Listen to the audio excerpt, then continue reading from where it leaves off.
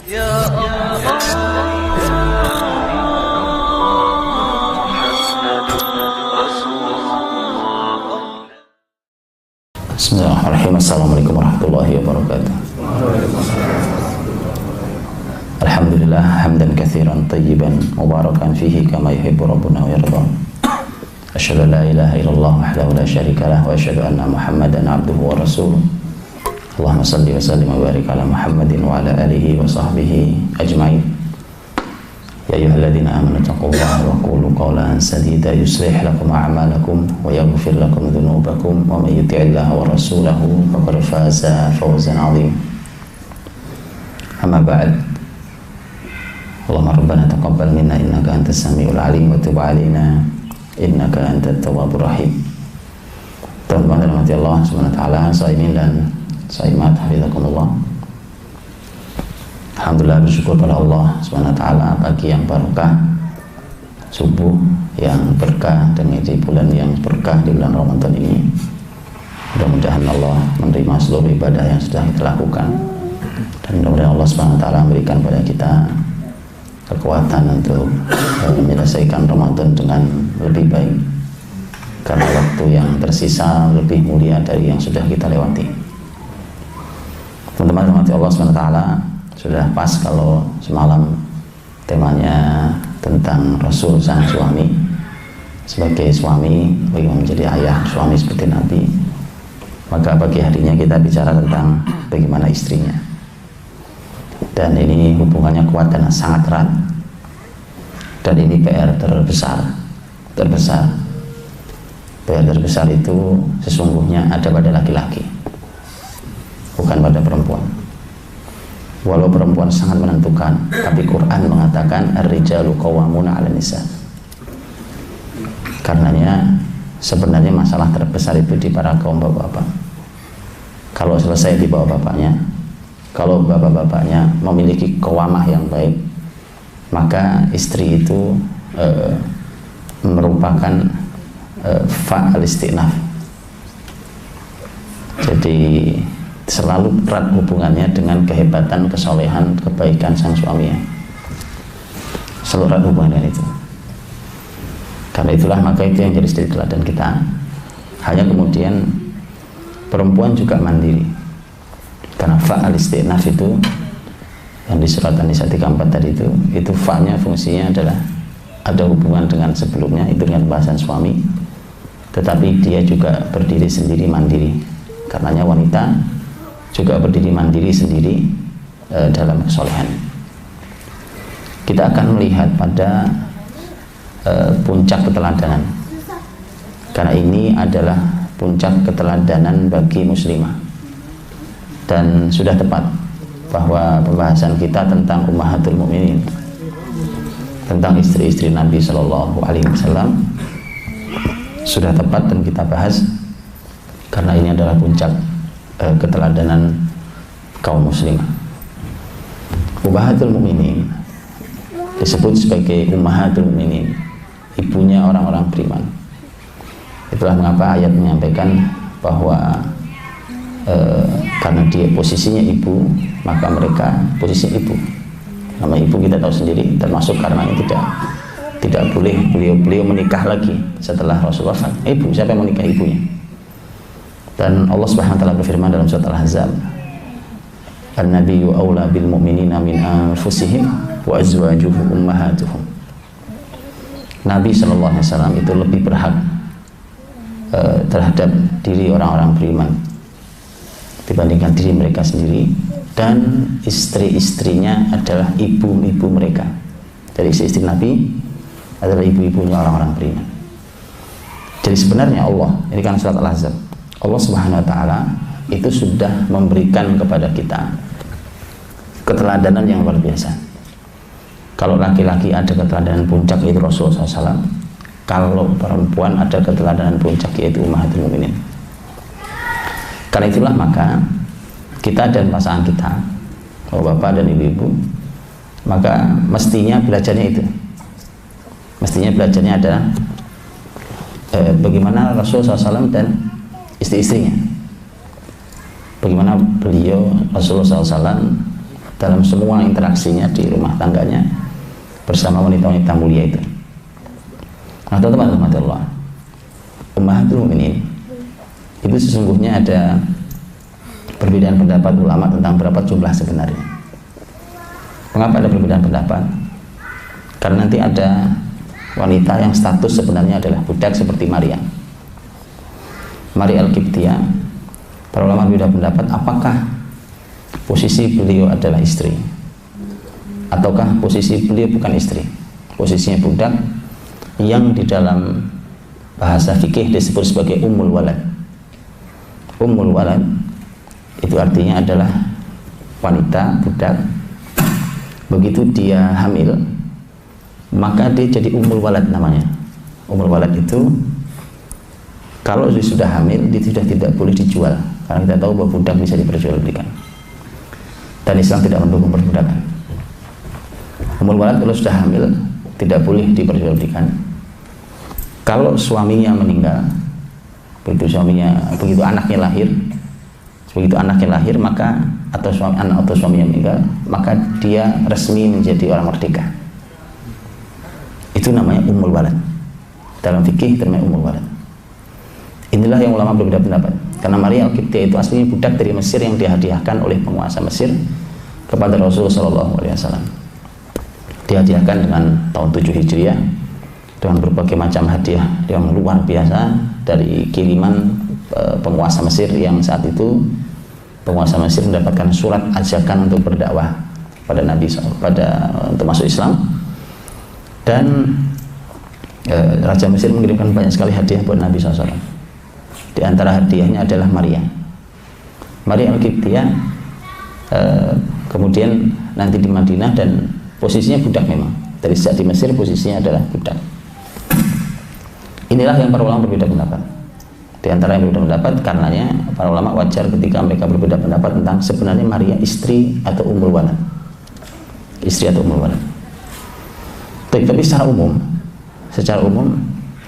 Ummahatul Mukminin, istri Nabi SAW, para ulama sepakat tentang siapa saja dan berapa jumlahnya. Dan Sirah Nabawiyah mencatat sangat lengkap hal ini. Saya ingin berikan catatan awal sebelum kita bicara tentang masalah seperti apa Rasul bersama para istrinya. Saya sampaikan catatan awalnya. Teman-teman dirahmati Allah, berbicara tentang istri-istri Nabi otomatis berbicara tentang manusia-manusia paling mulia. Karenanya berbicaranya harus dengan lisan mulia. Orang mulia. Teman-teman kalau ketemu dengan bos, karena kita tahu atasan kita akan menyesuaikan lisan. Ini orang paling mulia, ini wanita paling mulia, Ummahatul Mukminin. Masa tidak ngatur lisan? Ngatur lisannya dalam semua pembahasannya.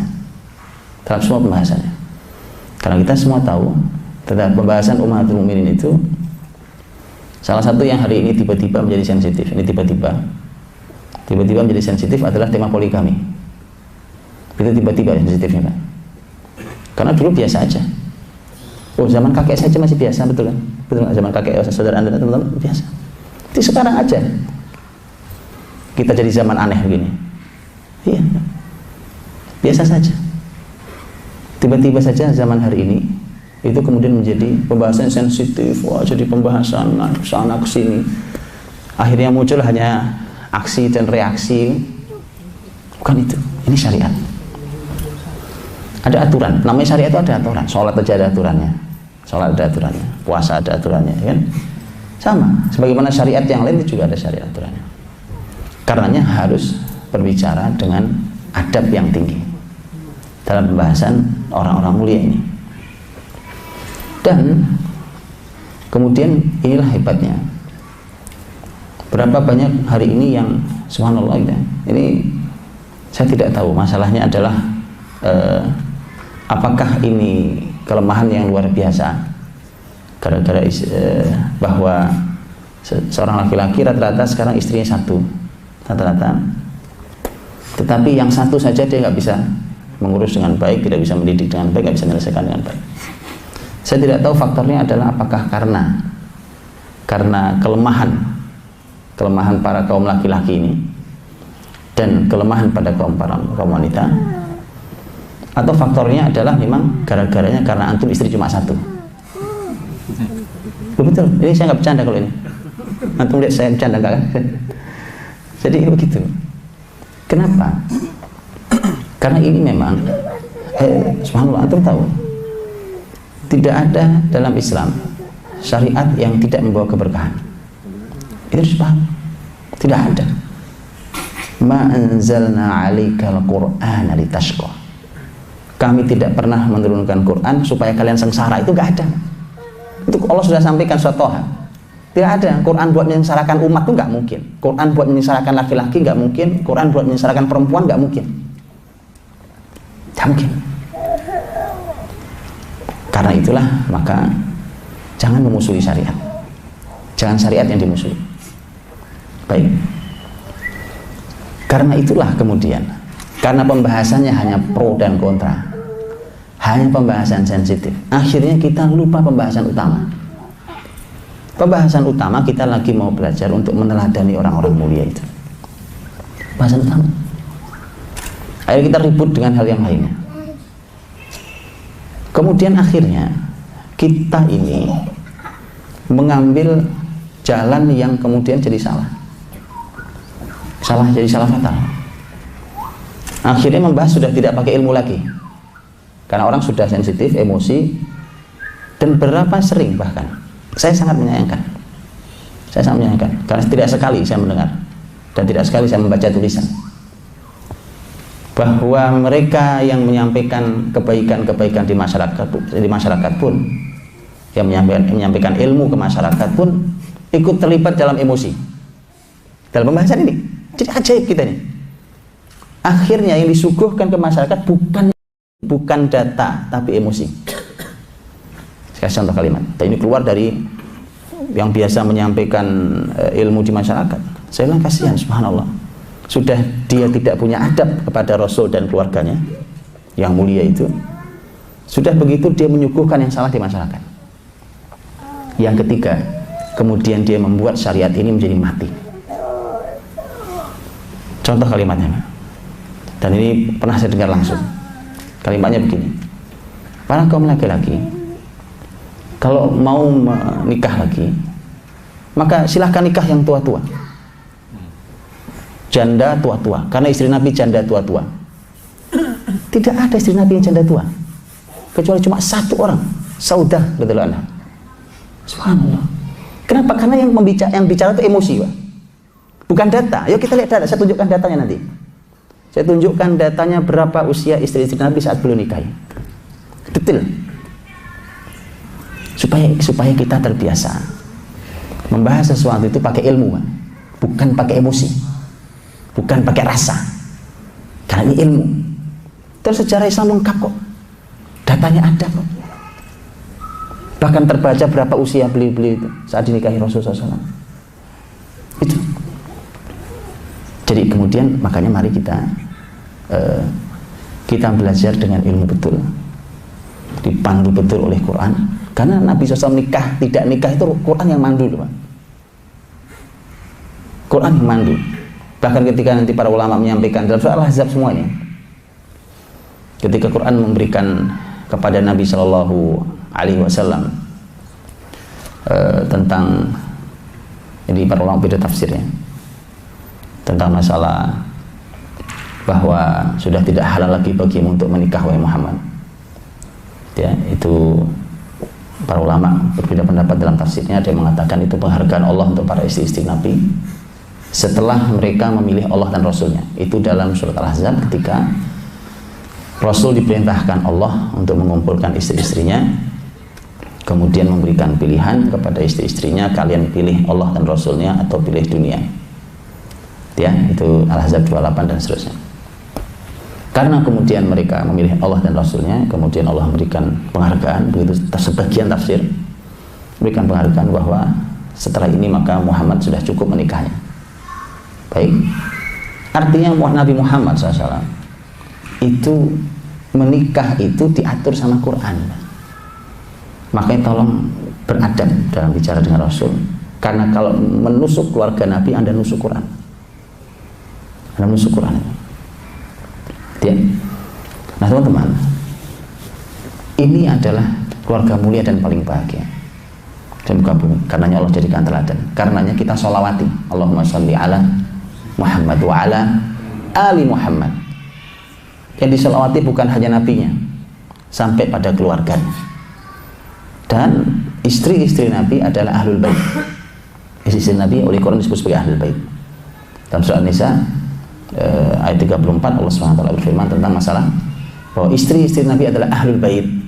Karena ayat 28 sampai 34 bicara tentang ummahatul mukminin, dan di penutupnya Allah berfirman innama yuridullahu liyudhiba ankum rijza ahlal bait wa yutahhirakum tathira. Sesungguhnya Allah Subhanahu wa taala ingin mensucikan kalian wahai ahlul bait. Itu pembahasan ummahatul mukminin. Jadi Allah sendiri yang menyebut bahwa istri-istri Nabi adalah ahlul bait. Bukan hanya keturunan beliau, tapi istri-istri beliau siapapun itu adalah ahlul bait. Dan Allah ingin mensucikan sesuci-sucinya untuk kalian, menghilangkan kekotoran dan ingin mensucikan sesuci-sucinya.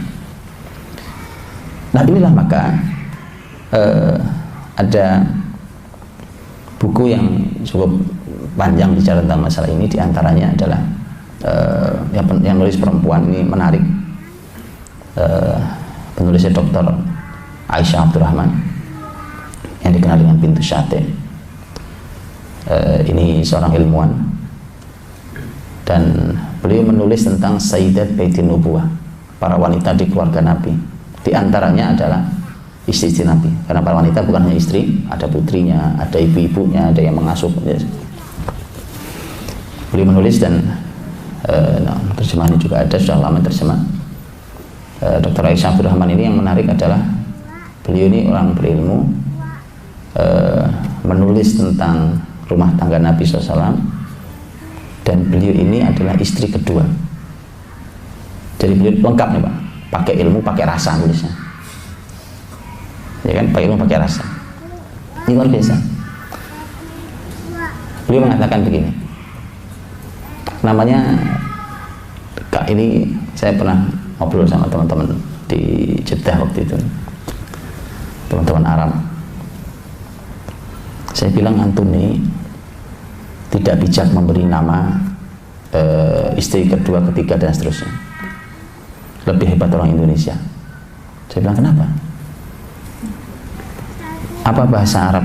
Bahasa Arabnya istri 1, 2, 3, 4 ini, kalau orang punya istri lebih dari 1, itu menyebut istri yang kedua, istri ketiga sebutannya apa? Disebut dharair. Dharair itu dari kata dhur. Dhur itu artinya membahayakan. Jadi kalau ada istri kedua itu membahayakan, masuk istri yang ketiga itu membahayakan. Jadi semua ini saling membahayakan. Saya bilang tidak istimewa. Kami di Indonesia jauh lebih bijak kalimatnya. Mereka bilang apa sebutannya di antum? Di kita sebutannya adalah asal. Mereka ketawa. Madu, itu diberi madu kan? Wallah, madu lebih bijak, lebih manis kan daripada dharair. Jadi sebenarnya orang Indonesia sudah tepat beri nama itu, ya. Nah, di Aisyah Abdurrahman tadi penulis buku itu, Dr. Aisyah Abdurrahman mengatakan bahwa yang namanya juga kisah dalam kehidupan dan apalagi antar wanita wajar, kecemburuan itu masih terjadi. Aisyah mengatakan begini, sebenarnya kalau mereka tidak ada wanita yang mau dimadu itu, tetapi kata Aisyah, kalau mereka diberi pilihan untuk bercerai dari Nabi SAW, maka tidak ada satupun yang mau, ya kan? Dimadu nggak mau, dicerai nggak mau. Mengapa? Karena Muhammad SAW adalah laki-laki terbaik yang pernah dijumpai oleh wanita. Baik. Kemudian teman-teman, ini saya belum masuk ke ummahatul mukminin, belum mukadimah panjang masalahnya. Sabar dikit, serius. Belum mukadimah panjang. Karena ini tadi saya bilang tiba-tiba menjadi aneh syariat yang satu di zaman ini. Biasa aja. Dan aksi reaksi itu menurut saya selalu tidak menarik kalau buat saya. Nah, Karena itulah maka ini perlu di mukaddimah cukup lumayan dulu. Membahas hari ini tentang Ummahatul Mukminin, tentang istri-istri Nabi Shallallahu Alaihi Wasallam yang hidup bersama Nabi dalam hidup yang paling bahagia itu. Hari ini dibahas juga dengan perlawanan yang luar biasa. Umpamanya mengatakan begitu, kalau Anda mau, para kaum laki-laki ini mau nikah lagi, Anda ini harus sesoleh Nabi Muhammad SAW. Sepanjang saya belajar, Pak, nggak ada tuh ulama ngomong gitu, cuma ada di zaman ini. Satu lagi, kalau nikah jangan karena nafsu dong. Lah kalau nggak nafsu gimana ceritanya? Oh, ini saya tunjukkan nanti. Saya tunjukkan beda antara orang yang menuhankan hawa nafsunya, lihat, dengan orang yang Allah berikan kemampuan beda-beda kok. Laki perempuan Allah berikan kemampuan beda-beda, berbeda sekali. Dan lihat, saya pernah baca, Pak, saya pernah diberitahu oleh teman saya ini lulusan Sudan. Saya sendiri sampai sekarang belum membacanya, tapi beliau cerita tentang bahwa beliau pernah baca tentang masuk Islamnya, kalau nggak salah, ahli statistik Jerman, kalau nggak salah, setelah Perang Dunia Kedua, hanya gara-gara membaca ayat poligami dalam Quran. Kenapa? Karena itu solusi luar biasa yang tidak dijumpai bahkan dalam kitab suci dia. Karena dilarang itu. Dalam Islam ini solusi. Saya cuma ingin katakan gini, itu orang kafir dapat hidayah gara-gara ayat poligami. Jangan sampai gara-gara ayat poligami kita keluar dari hidayah. Jadi mohon bicaranya pakai ilmu gitu kan. Tidak hanya sebuah provokasi, tapi juga tidak hanya dengan emosi. Bicaranya tidak ini. Tidak dengan ini. Nah, kemudian juga tadi bahwa Ummahatul Mukminin, istri Nabi Shallallahu Alaihi Wasallam, dan sekali lagi bahwa ini bukan aib, sama sekali bukan aib. Kalau itu aib, maka Rasul akan diserang oleh musuh-musuhnya yang selalu menunggu apa cacatnya Muhammad SAW. Bukan aib. Bahkan Nabi menikahi Aisyah yang usianya sangat muda. Nah, ini lagi-lagi juga jadi masalah nih, subhanallah. Ya kan? Dari dulu sampai hari ini Muslimin ditekan gara-gara Aisyah radhiyallahu anha sendiri yang mengatakan, saya itu dinikahi oleh Nabi akad yang umur 7 tahun dan serumah umur 9 tahun. Wah, itu habis buat ditendang sana tendang sini, jadi bola sana sini. Akhirnya kemudian menjadi masalah besar hari ini. Padahal antum tahu, Nabi dulu akad dengan Aisyah itu, posisi Aisyah masih di Mekah, di mana Nabi masih berhadapan langsung dengan orang-orang Quraisy. Dan Nabi SAW serumah dengan Aisyah sudah di Madinah. Saat itu Nabi bahkan perang. Dan itu kalau namanya perang itu kan pasti ada banyak kembang-kembang mukaddimahnya segala macam, bukan cuma perang fisik. Pasti diserang habis kalau itu cacat. Tapi tidak ada satupun kalimat orang jahiliyah, siapapun itu, mau Abu Jahal, mau Abu Lahab, mau siapapun itu, tidak ada yang menyerang bahwa Muhammad menikah dengan anak usia sangat kecil itu adalah cacat. Saya cuma heran, jangan-jangan jadi jahiliyah baru hari ini, lebih jahiliyah dari Abu Jahal, Abu Lahab. Itu maksud saya. Tidak pernah ada cacatnya. Supaya kita tahu. Itu. Jadi ini harus dialasi dulu. Baik. Saya bukan tipe orang yang memprovokasi, sekedar provokasi orang nikah lebih dari satu. Sebab saya nggak menarik. Provokasi tidak menarik. Tetapi saya juga sangat tidak tertarik dengan pembahasan yang membahas tanpa ilmu. Membahas tentang pernikahan Rasul yang mulia itu tanpa ilmu. Pembahasannya harus pembahasan yang ilmiah, pembahasan yang baik, dengan lisan baik, karena bicara tentang keluarga terbaik. Jadi bukan aib sama sekali. Akhirnya karena muslimin lelah ditekan, Pak. Lihat nih, saya tunjukkan bagaimana musuh Islam. Karena muslimin lelah ditekan dengan hari ini ya, dengan mulai para orientalis awalnya ini, menekan tentang wah nikah dengan anak gadis di bawah umur segala macam itu terus. Muslimin mulai gerah, mulai nggak nyaman ditekan. Akhirnya muncul tulisan seakan ilmiah, lihat, seakan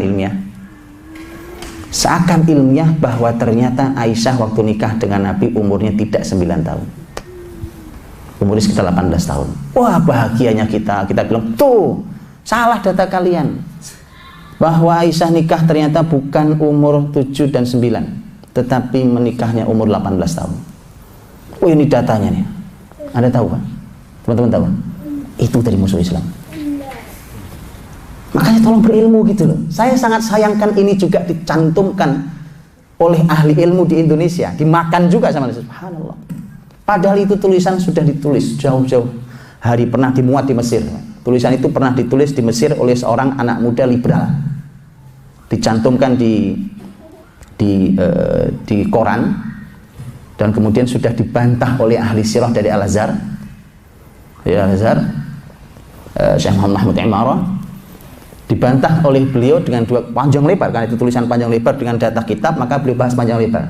Kesimpulannya saya kasih kesimpulan bahwa tulisan ini cuma satu di antara dua, kata beliau. Tulisan liberal ini salah satu di antara dua. Yang satu datanya salah, yang kedua dia berdusta dengan datanya. Itu isinya tulisan itu. Pertanyaannya, apa tujuannya? Kan kelihatannya membela kan? Membela bahwa Aisyah bukan 18 tahun. Apa tujuannya? Anda tahu? Lihat bagaimana musuh Islam menyembunyikan bisa racun di balik sesuatu yang kelihatan bela Islam. Makanya pakai ilmu, jangan pakai emosi. Membahas itu pakai ilmu. Wah, ini kelihatan menarik, jangan kelihatan. Cek betul datanya. Fas'alu ahla dzikri in kuntum la ta'lamun. Tanyakan pada yang ahli kalau memang kita tidak tahu. Gitu. Akhirnya kemudian sebentar, antum tahu datanya? Itu kenapa sampai dinulis begitu? Kan kelihatannya bela Islam. Antum tahu sebabnya? Lihat, Pak, lihat.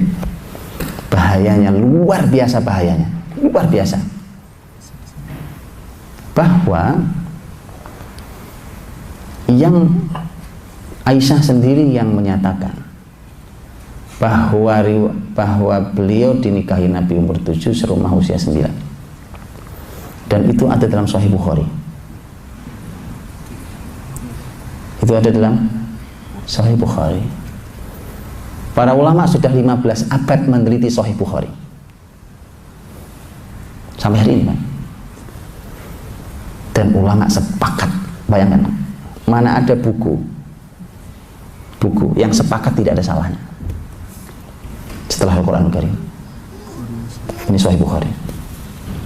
Kalau ada satu yang cacat, oh ternyata ini tidak sahih. Begitu buka satu celah, bukankah kemudian membuka celah berikutnya? Kalau gitu layak diteliti ulang Sahih Bukhari.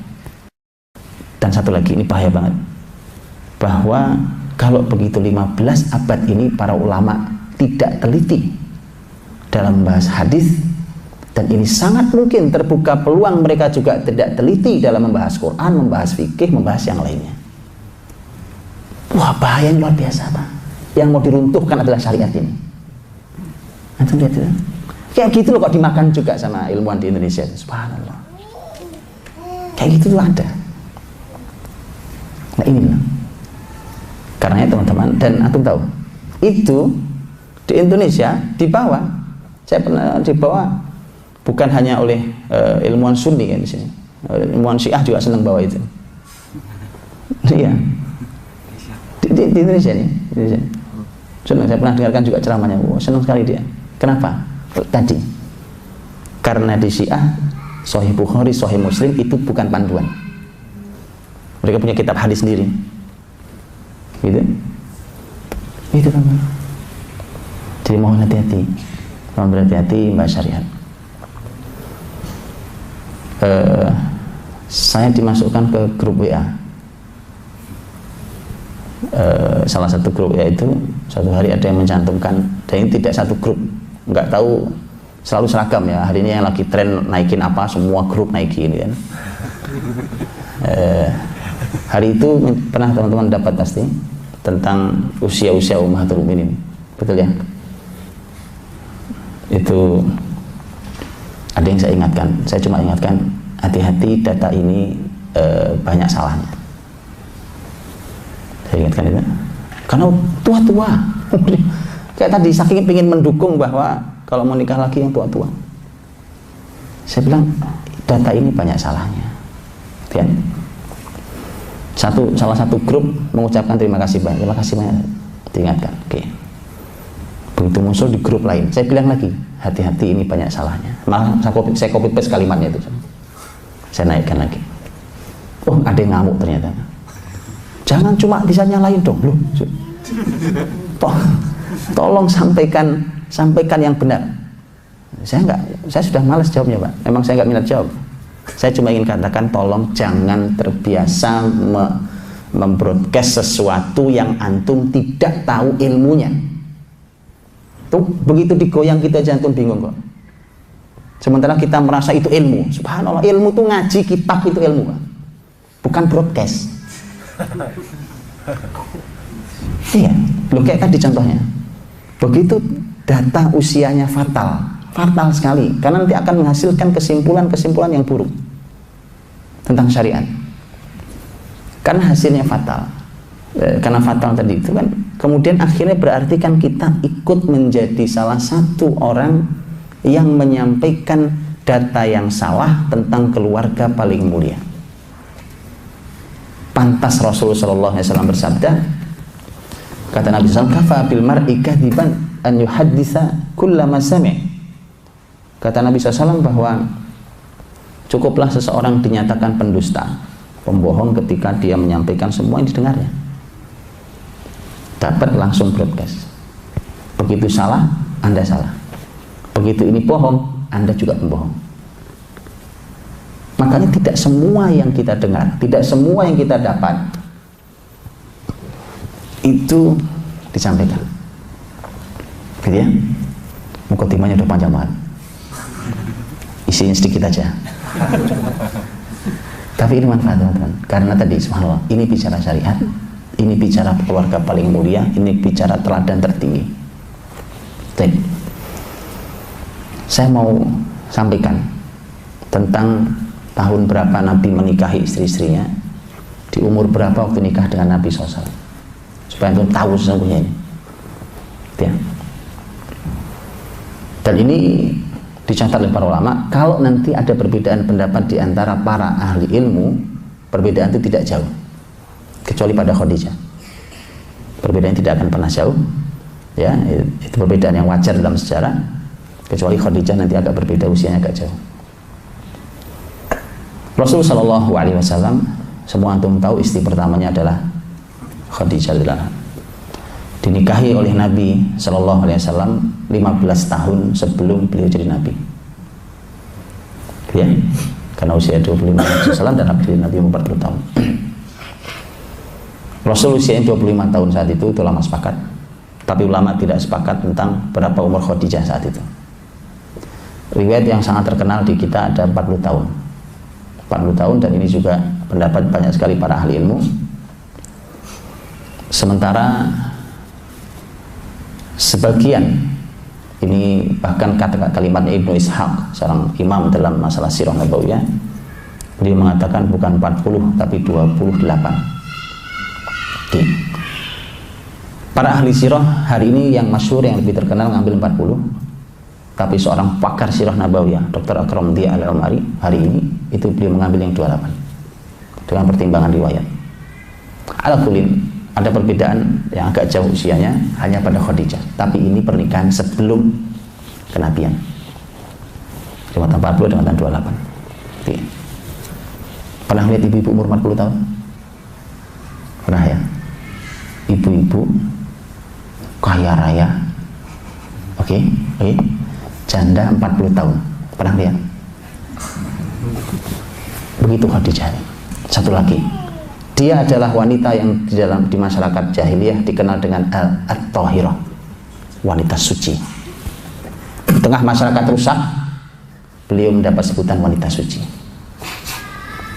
Kurang bagaimana? Baik, makanya orang tokoh-tokoh besar berdatangan untuk melamar, semua ditolak. Dan Khadijah menginginkan stafnya, karyawannya, anak muda yang nggak punya uang. Muhammad SAW, laki-laki yang suci hatinya, jujur, amanah, ahli dalam berdagang, itu yang malah diinginkannya. Pernikahan sangat berkah luar biasa. Ini wanita yang Allah hadirkan tepat di zamannya. Ini teman-teman, paling enak itu punya apapun itu tepat pada waktunya, itu paling enak. Iya, segini-gini, Masya Allah, ada makanan paling kita sukai. Anggaplah antum suka makan apa gitu ya, minum apa, paling suka, datang pas sariawan. Lihat, pas sakit gigi. Makanya paling enak itu datang sesuatu pas pada waktunya. Gitu ya. Allah menghadirkan istri-istri Nabi dengan kelebihan dan sifat yang berbeda-beda, dengan keahlian yang berbeda-beda, itu tepat pada waktunya. Nah gitu. Makanya kalau berdoa pada Allah, Nabi melarang kita untuk terburu-buru, tergesa-gesa. Ya Allah, kapan ini? Kok udah doa lama-lama gak dikabul juga? Antum lihat. Kenapa? Karena Allah yang lebih tahu kapan hal ini lebih tepat antum terima. Kemudian, nah Rasulullah SAW dapat istri Khadijah, itu Masya Allah, itu masa sangat sulit. Nanti masa perjuangan luar biasa yang dikenal dengan marhalah at-ta'sis, fase pondasi. Fase pondasi. Ya, fase pondasi antum tahu sendiri kalau bangun gedung ini kan, wah udah gak karu-karuan tuh. Penampilannya sudah gak karuan itu. Nah, fase pondasi. Duang dong, udah berisik, sudah kotor, udah gali apa, udah, wah, namanya fase pondasi. Fase pondasi. Nah, begitu juga istri Nabi yang lainnya. Nanti saya tunjukkan bagaimana Allah menghadirkan di usia yang di fase yang tepat di kehidupan Nabi SAW. Makanya berdoalah pada Allah mendapatkan pasangan, baik laki itu ke perempuan, perempuan ke laki-laki, mendapatkan pasangan yang tepat di waktu yang juga tepat. Karena begini, saya pernah melihat, mengalami pengalaman pribadi sendiri. Saya melihat ada satu keluarga yang tidak tepat timing tobatnya. Tobatnya sih mulia. Saat istrinya sudah tobat, suaminya belum. Akhirnya istrinya kecewa, kok suami saya nggak baik-baik. Akhirnya dia jatuh lagi, suaminya dapat hidayah. Lihat. Apa yang terjadi terakhirnya? Cerai. Padahal mereka sangat saling mencintai. Begitu. Makanya mintalah kepada Allah itu, ya, akan diberikan di waktu yang tepat, ya kan? Jangan sampai dapat sate di waktu karyawan tadi itu ya. Kemudian setelah Khadijah radhiyallahu anha, begitu Khadijah meninggal tahun 10 kenabian, 10 tahun beliau jadi nabi. Kemudian para ulama berbeda pendapat siapa yang diakad duluan oleh Nabi, apakah Saudah atau Aisyah. Ada dua pendapat, ada yang mengatakan Saudah dulu, ada yang mengatakan Aisyah dulu, dan seterusnya. Tapi yang pasti bahwa Rasul Shallallahu Alaihi Wasallam setelah Khadijah wafat, Rasul serumah dengan Saudah. Jadi Khadijah dulu, begitu wafat, kemudian Saudah. Tidak ada yang lain, Saudah. Nanti baru menikah lagi dengan istri-istri yang lain, serumah dengan istri-istri yang lain, itu waktu di Madinah.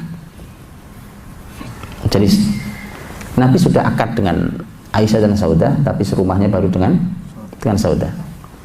Dan inilah istri yang paling tua usianya, sudah tua, sudah nenek-nenek kalau ini. Nah ini yang sering dibawa cuma satu ini. Padahal tahu antum istri Nabi berapa ya kan? Cuma satu ini yang dikeliling kemana-mana ya kan, terbang ke sana sini, balik lagi, ngomong lagi. Cuma satu ini datanya. Itu pun sebagian ahli sejarah mengatakan tidak diketahui berapa usianya. Saya pernah mencoba menghitungnya, teman-teman, dan kurang lebih usianya sudah kurang lebih 66 tahun. Wallahu a'lam bishawab. Tapi sudah tua dan hampir 70. Sudah nenek. Tapi itu wanita yang tepat yang Allah hadirkan di waktu yang tepat. Kenapa gitu? Kira-kira apa? Apa tepatnya Saudah? Apa Aisyah? Karena Nabi lagi masa sedih ya. Sedih? Kan bisa aja Aisyah lebih indah lagi nanti kalau Aisyah. Selain sedih apa? Anaknya masih kecil. Persis. Nabi punya anak dari Khadijah 6 dan masih kecil-kecil. Perlu bukan Aisyah. Loh, kalau Aisyah sama umurnya nanti sama anaknya. Jadi nambah anak lagi gitu, seusia anaknya kan begitu. Loh, ini kalimat Jabir bin Abdillah radhiyallahu anhu. Jabir bin Abdillah itu sahabat Nabi yang nikah sama janda. Waktu ketemu laporan ke Nabi pertama, ya Rasulullah aku sudah nikah. Kata Nabi, gadis atau janda? Jadi gitu, kalau ada yang nikah beliau juga ditanya gitu. Karena Nabi pernah nanya, gadis atau janda? Kata Jabir, janda ya Rasulullah. Kata Nabi, kenapa bukan gadis? Begitu. Itu kenapa sebagian ulama mengatakan bahwa nikah dengan gadis ada kemuliaannya. Buktinya Nabi nanya, kenapa bukan gadis? Kalau gadis tuh, kau bisa bermain dengan dia, dia bisa bermain denganmu. Nah, itu yang pengalaman nikah dengan janda saya nggak tahu, mungkin apa nggak bisa dia. Saya nggak ngerti Pak. Karena saya cuma baca riwayat. Baik ya. Kata Jabir, ya Rasulullah, ayahku meninggalkan untukku adik-adik yang banyak. Saya tidak mau menikah dengan wanita yang seusia dengan adik-adik saya. Karena itu sama saja nambahi masalah buat saya. Ya. Saya ingin menikah dengan wanita yang sudah bisa mengasuh. Nah, sudah punya pengalaman mengasuh, maka dia akan mengasuh adik-adik saya. Gitu. Jadi nikah dengan janda itu mulia. Ketika diperlukan seperti itu, seperti Rasul nikah dengan nenek-nenek, pas. Itu pengalaman sudah panjang Saudah. Jadi sebagai seorang ibu rumah tangga. Baik ya. Saudah radhiyallahu anha. Makanya teman-teman, Saudah itu nanti oleh Nabi sempat ditawari cerai. Kasihan ya, sudah nenek-nenek, sudah tua, ya kan? Tidak bisa mengikuti gerak Nabi SAW, karena Nabi tentu seorang Nabi yang harus sangat aktif, yang luar biasa gitu. Saudah mengatakan, ya Rasulullah, saya ini jangan dicerai. Saya tidak mau dicerai. Karena saya ingin nanti dibangkitkan di hari kiamat disebut sebagai istrimu. Itu orang-orang mulia itu gitu, Pak. Mikirnya akhirat. Ya kan? Aku ingin dibangkitkan dan aku tidak perlu malamku. Sudah nenek. Aku tidak perlu malamku. Akhirnya Saudah menghadiahkannya untuk Aisyah waktu di Madinah nanti. Karenanya yang satu jatahnya satu, yang Aisyah sendiri jatahnya 2. Jadi yang lain tuh jatahnya 1 malam, Aisyah jatahnya 2, karena yang satu hadiah dari Saudah. Makanya Aisyah tidak pernah punya masalah dengan Saudah. Oh ya? Oh iya, iya, Masya Allah. Ini saya sampai jam berapa nih? Jangan sampai ngelantur saya. Ya, sampai jam berapa saya? Jam 6.45. Oh gitu, seriusan. Baik.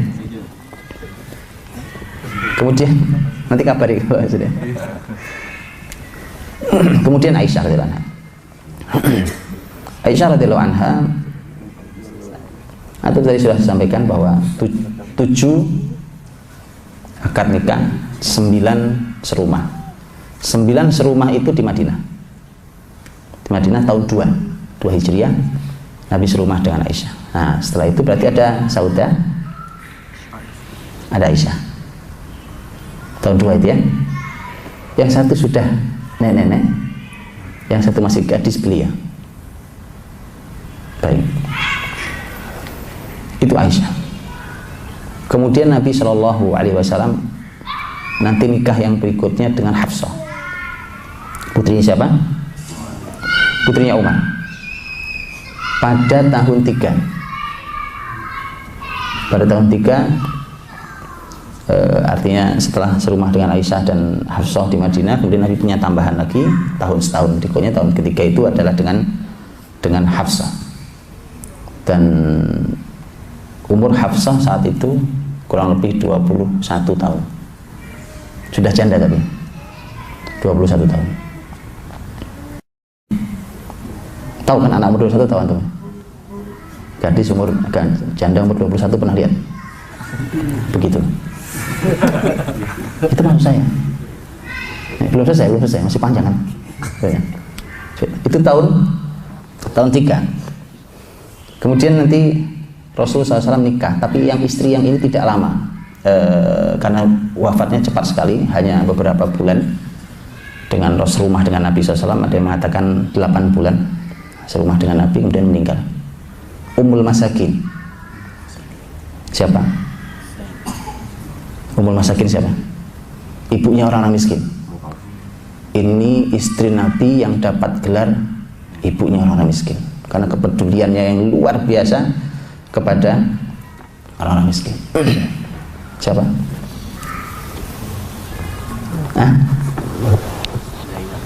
Wah, ini harus belajar nih. Ibunya sendiri nggak tahu nih beratnya. Kan ibu kita ini Zainab binti Khuzaimah. Ada 2 Zainab istri Nabi. Zainab binti Khuzaimah. Zainab binti Khuzaimah dinikahi Nabi umur 29 tahun. Ya? Jelas ya? Baik. Itu tahun 3. Kemudian masuk tahun 4. Tahun 4 Nabi menikah dengan Ummu Salamah radhiyallahu anha. Ummu Salamah radhiyallahu anha, suaminya yaitu Abu Salamah meninggal selepas jihad, sakit kemudian meninggal. Nabi langsung menjenguknya. Kemudian Ummu Salamah radhiyallahu anha dinikahi Nabi di tahun 4 Hijriah. Saat itu umurnya 27 tahun. Untuk nikah umur berapa? Ada yang nikah umur 27? Segitulah. Seantum nikah umur 27. Tapi semua sudah janda ya, 27 atau 28 tahun. Sampai semua sudah janda kecuali Aisyah. Tahun 4 Ummu Salamah, tahun 5 Nabi menikah dengan Zainab binti Jahsh.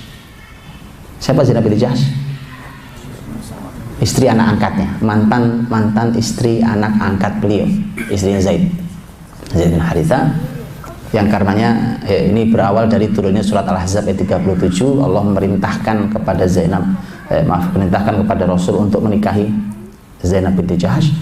Karenanya Zainab binti Jahsh itu radhiyallahu anha, beliau kalau membanggakan diri di hadapan istri-istri yang lain, dia selalu mengatakan, kalian ini kan yang menikahkan bapak ibu kalian. Kalau aku langsung Allah yang menikahkan. Ya.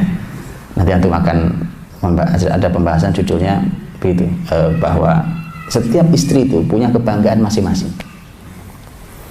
Apa hebatnya saya di sisi suami saya, gitu, ya. Itu juga penting loh. Mendefinisikan diri itu harus penting juga. Kalau dia seorang istri merasa tidak punya kelebihan apa-apa, itu bahaya juga. Saya juga nggak tahu Pak sebenarnya saya itu gimana sama suami loh. Itu bahaya. Apalagi suaminya orang luar biasa, orang dahsyat, hebat, soleh. Kalau dia sendiri nggak jelas, ini bahaya. Gitu ya. Zainab binti Jahsh radhiyallahu anha itu sudah lumayan berusia kali ini. Umurnya 37 tahun. Tapi antum pernah lihat umur 37? Di sini ada 37 tahun. Saya mau lihat mudanya kayak apa. Siapa yang antum 37 tahun? Angkat tangan. Nah, 37 kayak beliau.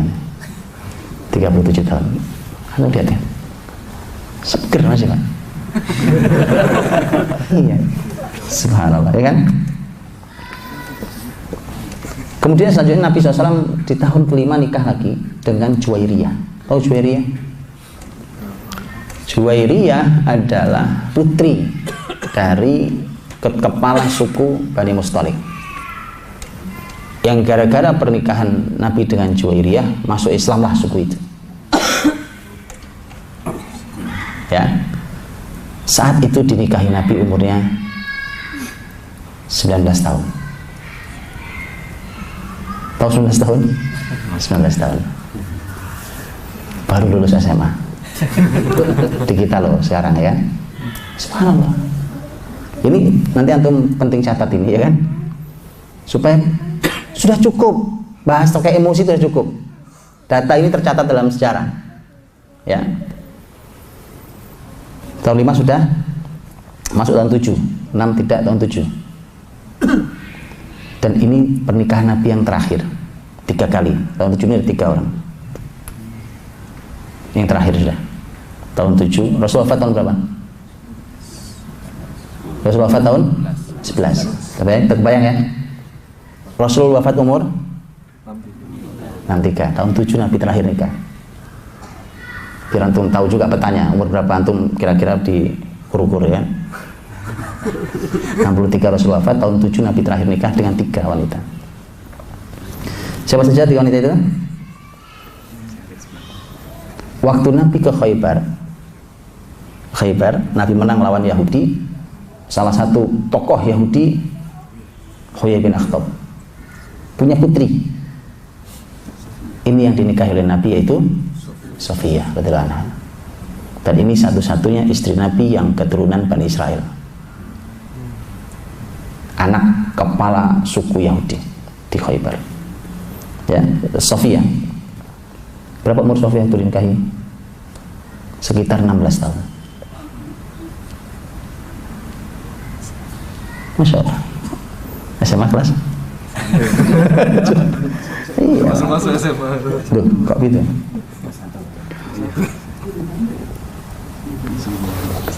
Kemudian Nabi SAW menikahi anak tokoh Quraisy, anaknya Abu Sufyan. Abu Sufyan. Ini adalah wanita yang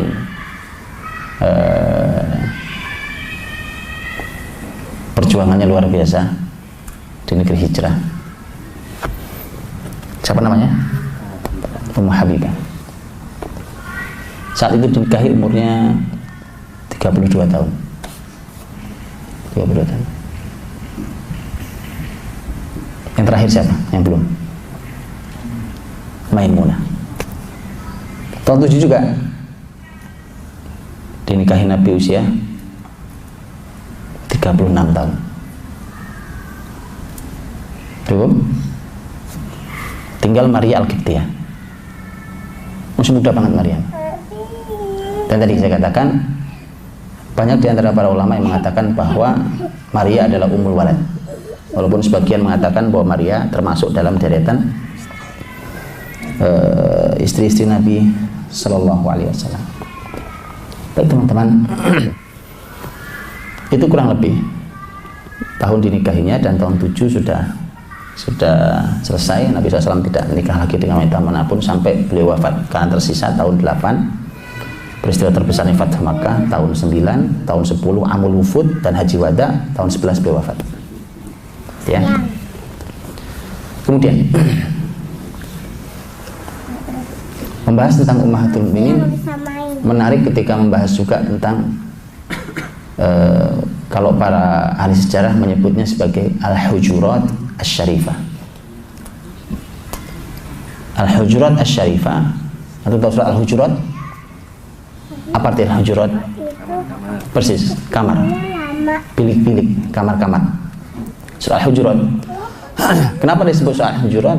Karena pembahasannya ketika Nabi Shallallahu Alaihi Wasallam ada di rumah istri-istrinya. Disebut oleh para ahli sejarah sebagai Al-Hujurat Asy-Syarifah. Kalau dalam bahasa saya namanya bilik-bilik mulia.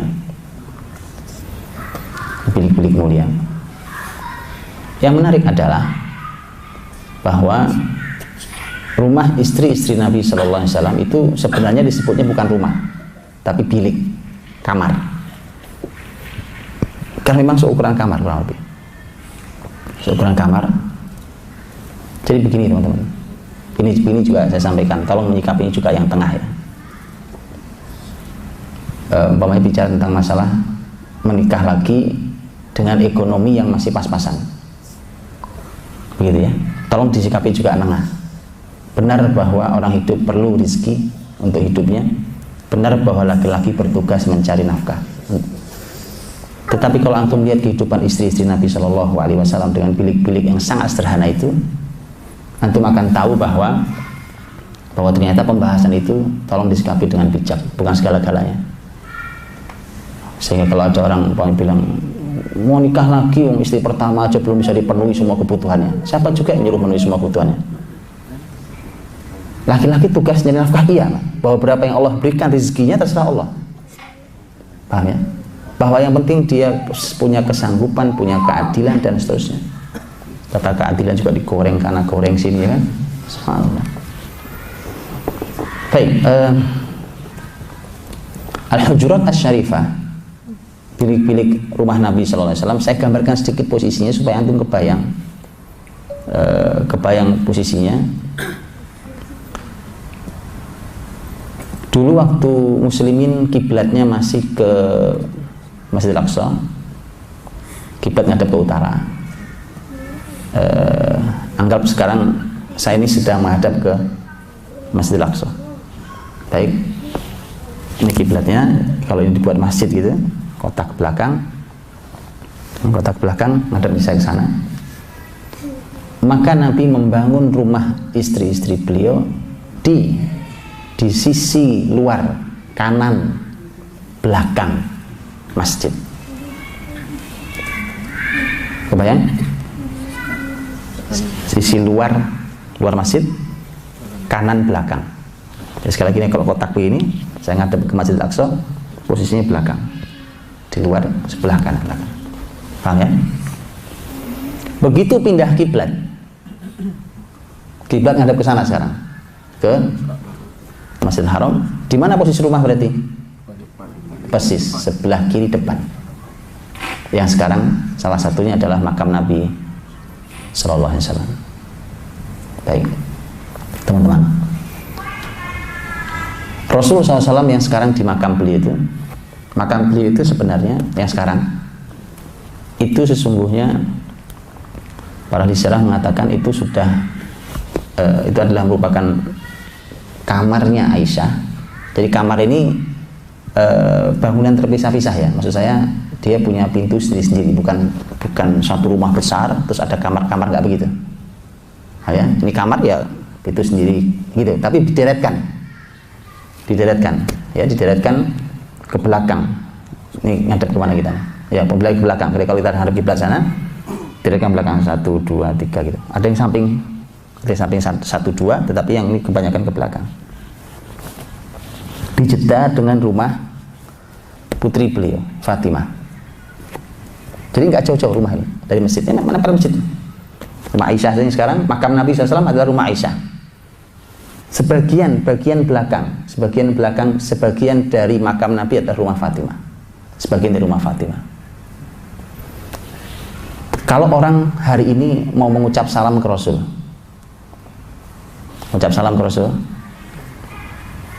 orang jamaah haji umrah, kemana berdirinya laki-laki? Pernah ada umrah kan? Tantum? Tempat berdiri orang menghadap ke makam Nabi SAW, tempat berdirinya dulu adalah rumahnya Hafsah. Paham ya?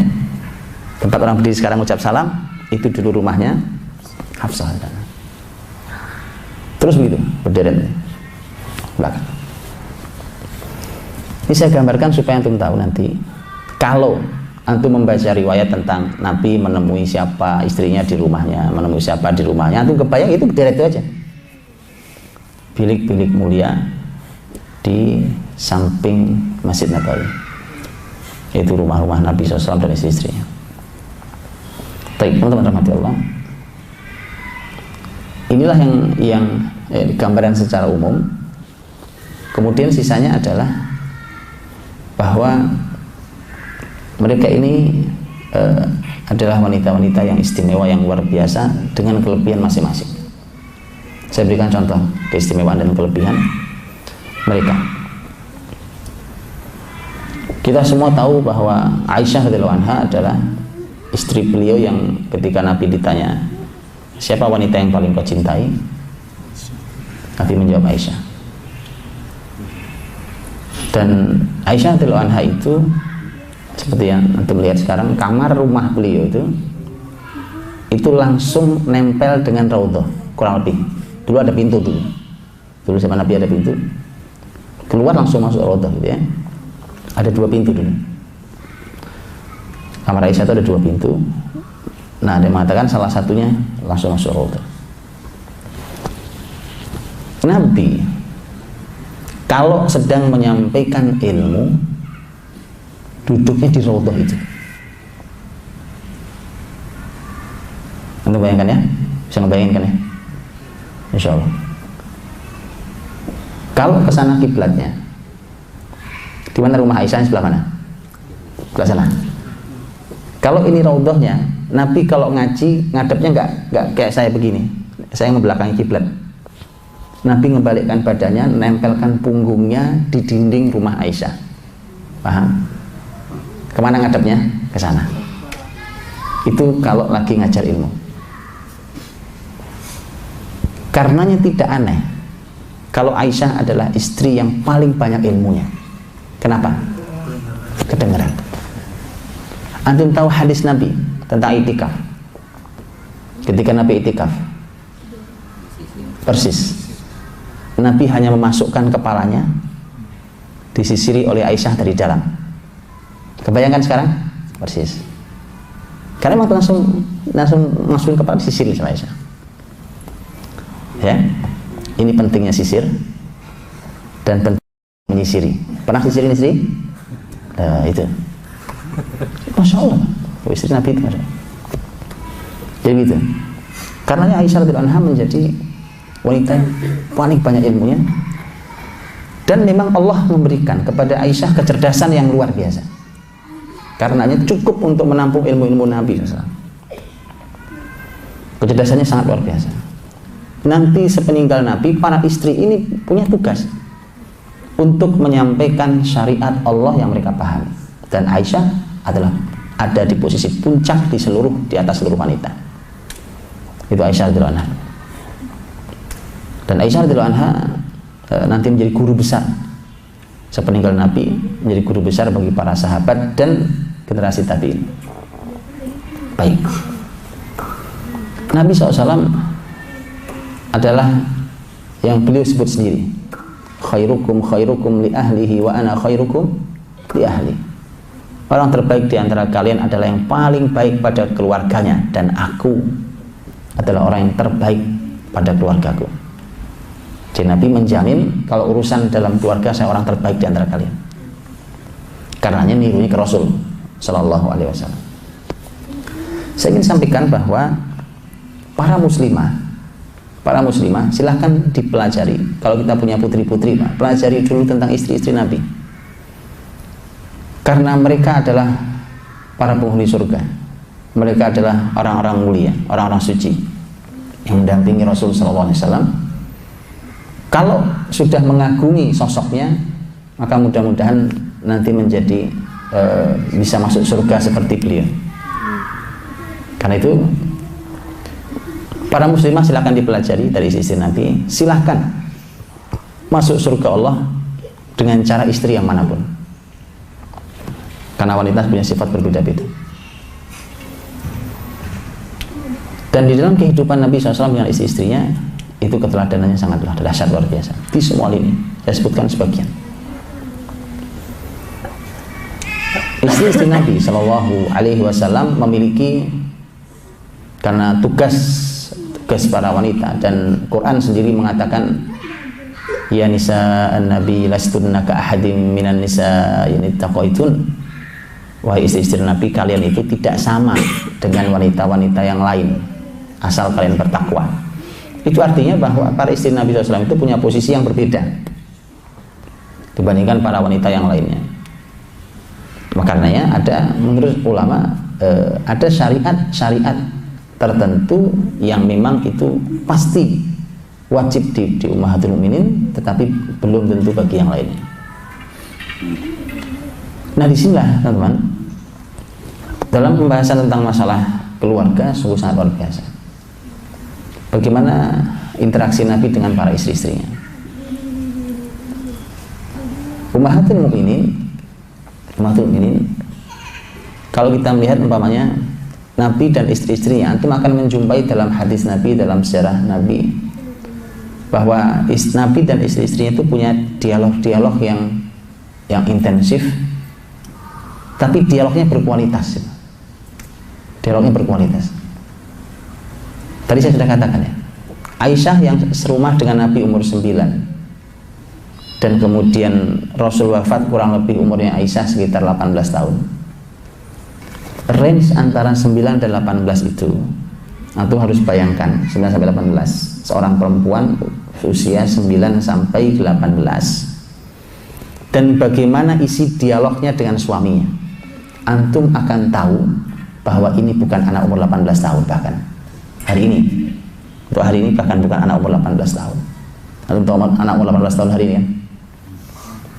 Bukan, bahkan kenapa? Dialognya sangat tinggi. Yuk sekarang saya tunjukkan. Salah satu contoh. Aisyah pernah berkata, ya Rasulullah, mengapa tidak kau bangun Ka'bah sesuai pondasi Ibrahim? Kan Nabi sudah berhasil Fathu Makkah itu kan, kemudian karena Aisyah tahu pondasi Ibrahim bukan Ka'bah yang seperti hari ini kubus itu. Pondasi Ka'bah memanjang sampai akhir setengah lingkaran, akhir ujungnya Hijr Ismail, jadi memanjang. Itu pertanyaan Aisyah, istrinya, ya kan? Seorang muslimah berusia belasan tahun. Jawaban Nabi SAW, inna qaumaki hadithu ahdin bi kufr. Sesungguhnya masyarakatmu ini baru saja meninggalkan kekafiran. Titik. Ngerti? Itu dia level tinggi, Pak. Makanya anak tuh kalau punya iman, diajari Quran, itu diajak ngomong gampang nyambungan, Pak. Ngerti ya? Anak sekarang Masya Allah, innalillahi wa inna ilaihi raji'un, itu diajak ngomong sudah sampai gak ngerti juga, gak mudeng-mudeng itu ini. Subhanallah. Alat, makanya kenapa gitu? Alat komunikasi canggih sering miskomunikasi. Alat komunikasi canggih mana? Sering banget miskomunikasi. Aneh. Lihat kalimat Nabi, inna qaumaki hadithu ahdin bi kufr. Masyarakatmu baru saja meninggalkan kekafiran. Aisyah ngerti, Aisyah antum ngerti?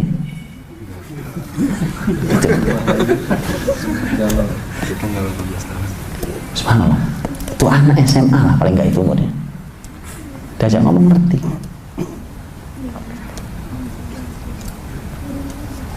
Saya pernah nanya ini ke teman-teman, tentu teman-teman kayak antum ini yang masalah berpendidikan tinggi. Saya bilang tolong dijawab, maksudnya apa itu?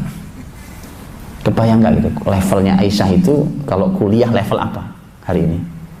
Kemampuan kecerdasan mencerna kalimat Nabi yang sangat tinggi itu level apa? Tidak gampang.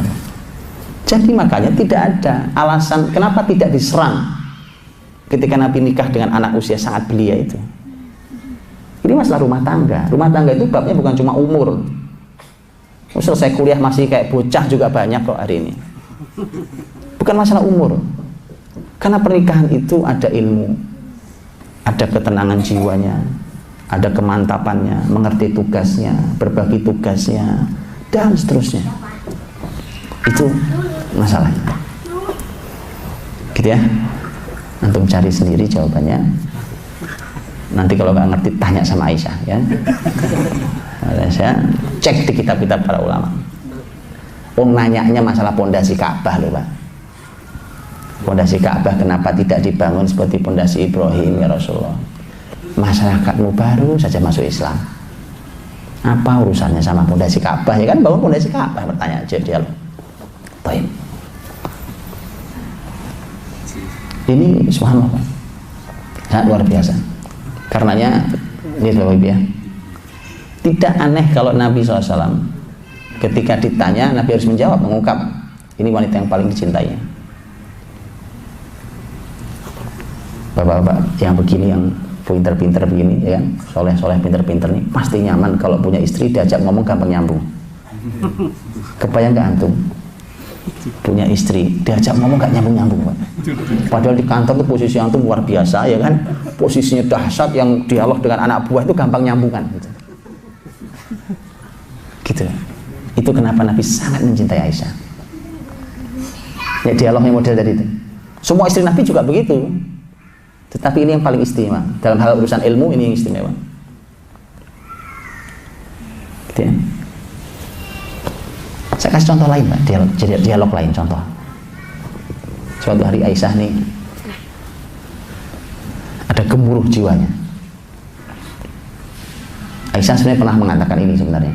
Saya ini susahnya. Saya ini mencemburui seseorang yang saya belum pernah melihatnya, bahkan nggak pernah ketemu. Biasanya cemburu itu kan pernah lihat, Pak. Minimal di foto handphone antum ya. Minimal itu. Kata Aisyah, saya ini cemburu pada seseorang yang saya itu nggak pernah ketemu dengan beliau, yaitu Khadijah. Nabi SAW, Nabi itu luar biasa betapa Nabi mengabadikan cintanya dengan Khadijah, tidak ada duanya. Gitu ya.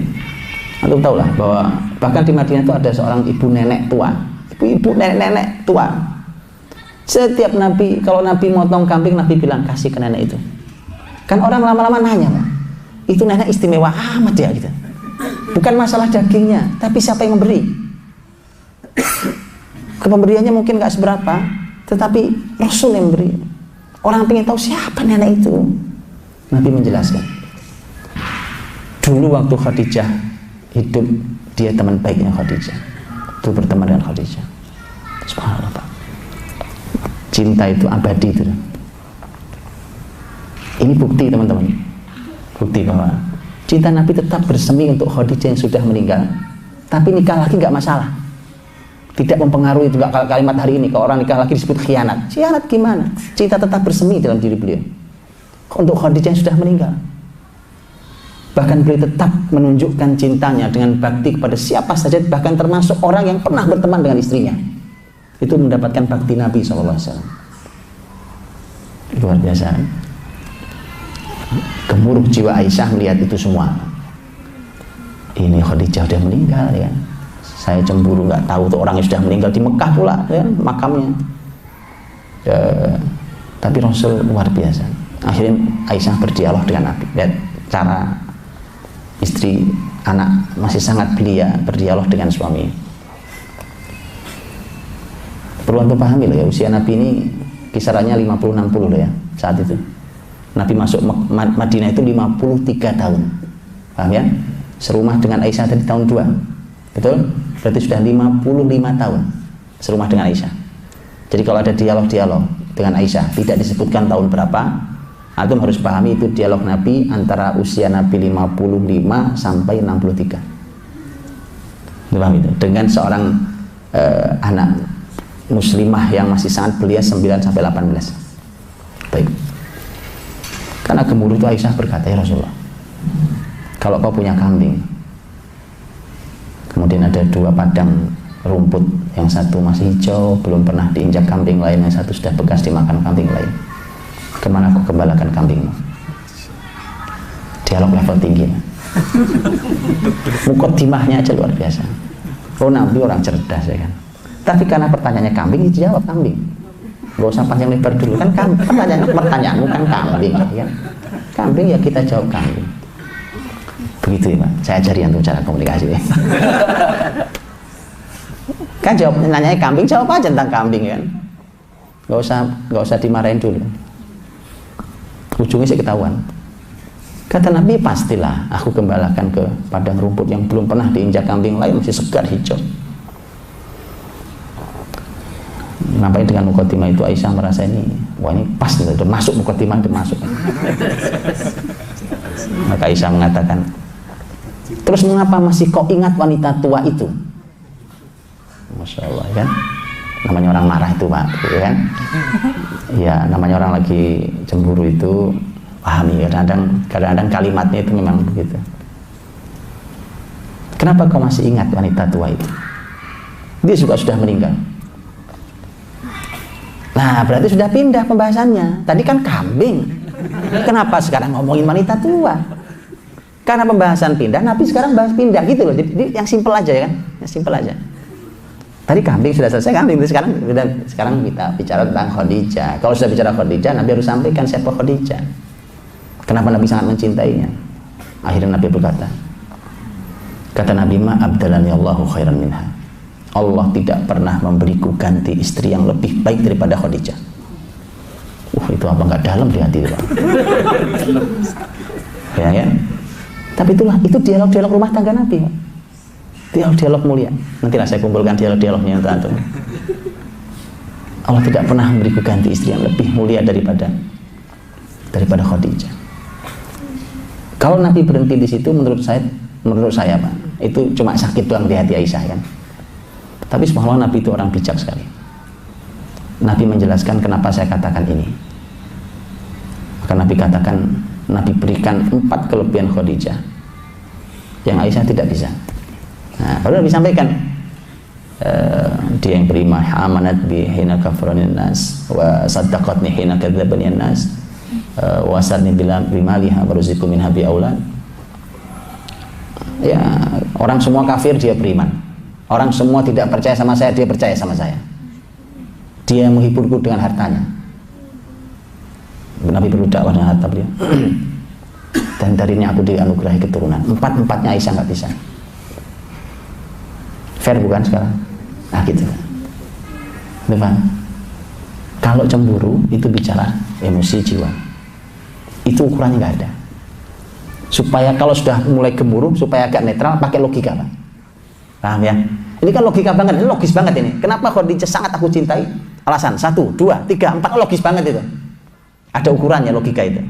Tapi kalau jiwa, nah ini masalah emosi tadi range-nya nggak keukur itu atas bawahnya.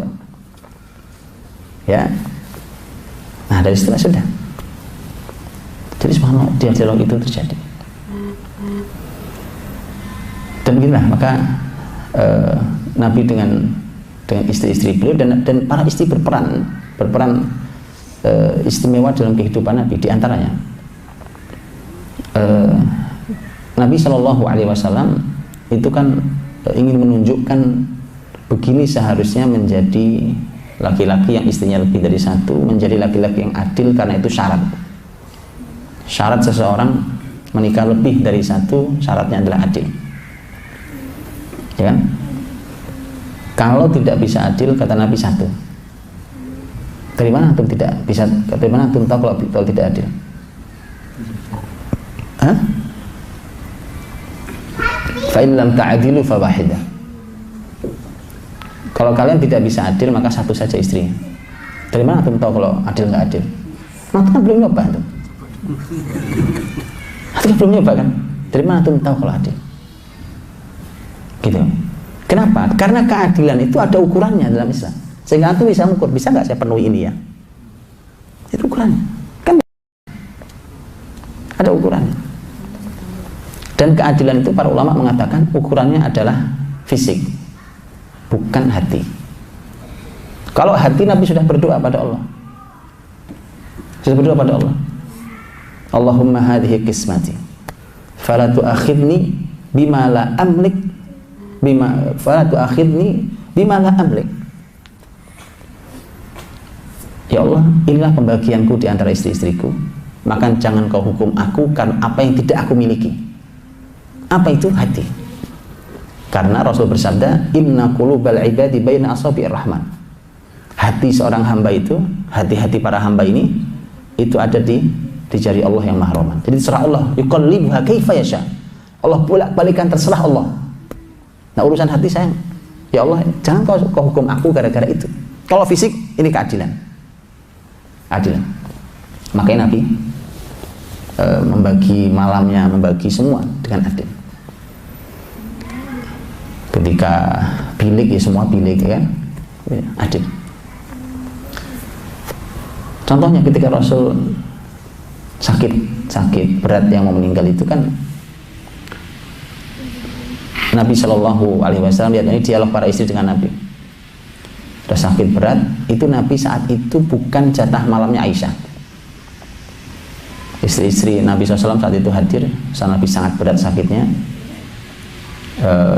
bahkan sudah pingsan, sempat pingsan Nabi SAW segala macam. Nabi kemudian bertanya pada istri-istrinya, nanti malam aku jatah di rumah siapa?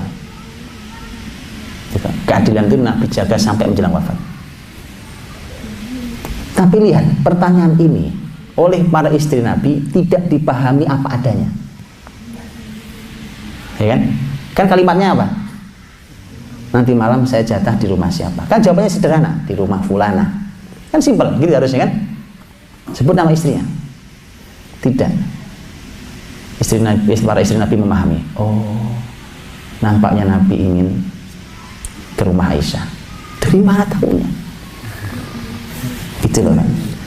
Itu dialog tanpa kata namanya. Tapi dipahami. Tirulah Nabi SAW. Suami istri nggak keluar kalimatnya, Nabi langsung, para istri Nabi paham.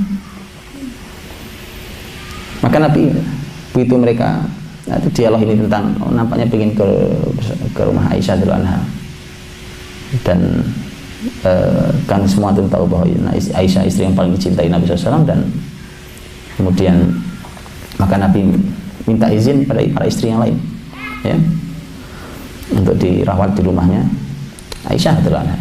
Karenanya Rasul meninggal wafat di pangkuan Aisyah, dan ini wafat terindah,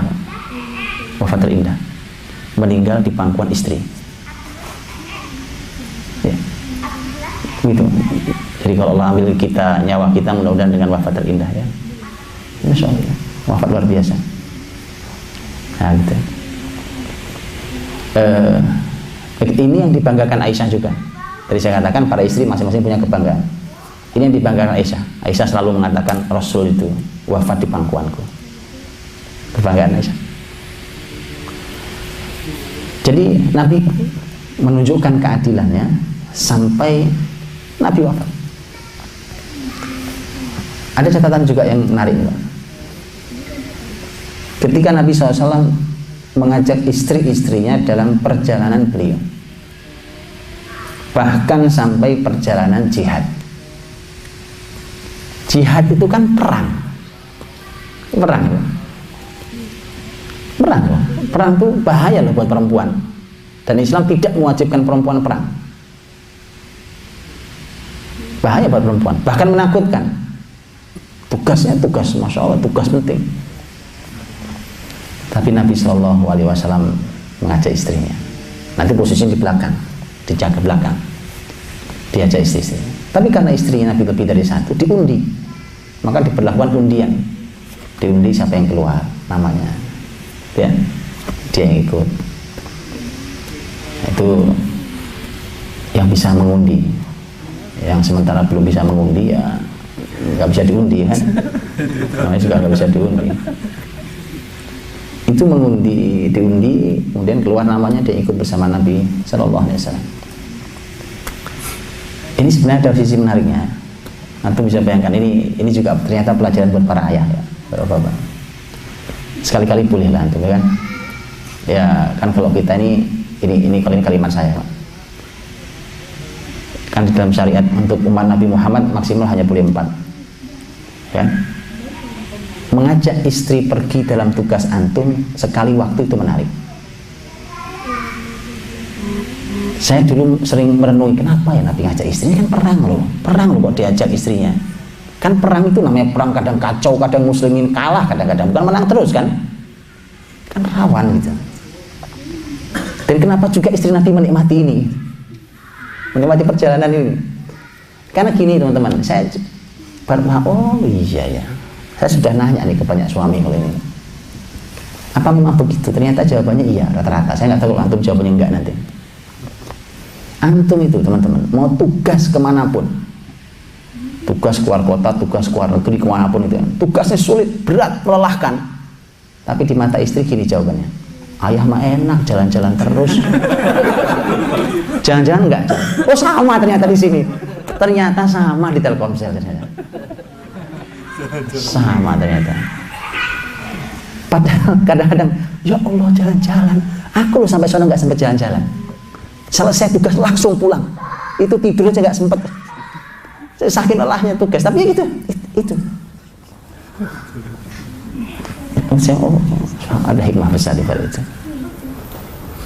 Ya karena maksimal 4 ya kan, untuk istri Nabi SAW. Kalau sementara ada yang tidak, yang belum bisa mengundi ya kan, maka ya mungkin 4:1 lah ya. 4 perjalanan diajak sekali gitu. Oh, betul. Iya, 4:1. Anggap aja dia iya memang ini keliranmu, karena yang lain kemarin istri yang lain. Kalau istrinya itu kosong, nggak ada gambarnya, wajahnya nggak ada kan. Iya, iya, wajahnya tanda tanya itu nggak ada. Ini yang keempat jatahmu. Kita jalani jatahmu yang keempat nih. Gitu ya. Jadi ternyata ada nilai luar biasa. Nabi ajak itu. Karena ternyata di perjalanan itu pun ada pelajaran mahal buat keluarga muslim. Interaksi Nabi dan istrinya di luar rumahnya. Di luar rumahnya. Kalau di dalam rumahnya yang ceritakan istrinya, karena nggak ada yang tahu kan. Tapi di luar rumahnya sahabat menyaksikan. Subhanallah ya. Bagaimana Nabi memberikan pahanya ya, untuk Sofiyah naik. Itu sahabat melihat semua loh, ya kan? Sahabat semua. Paham ya? Ya kita sih para suami minta maaf pada para istri lah ya, yang belum sesempurna itu.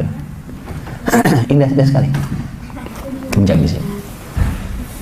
Ya, dan kesedihan Sofiyah juga pernah di perjalanan.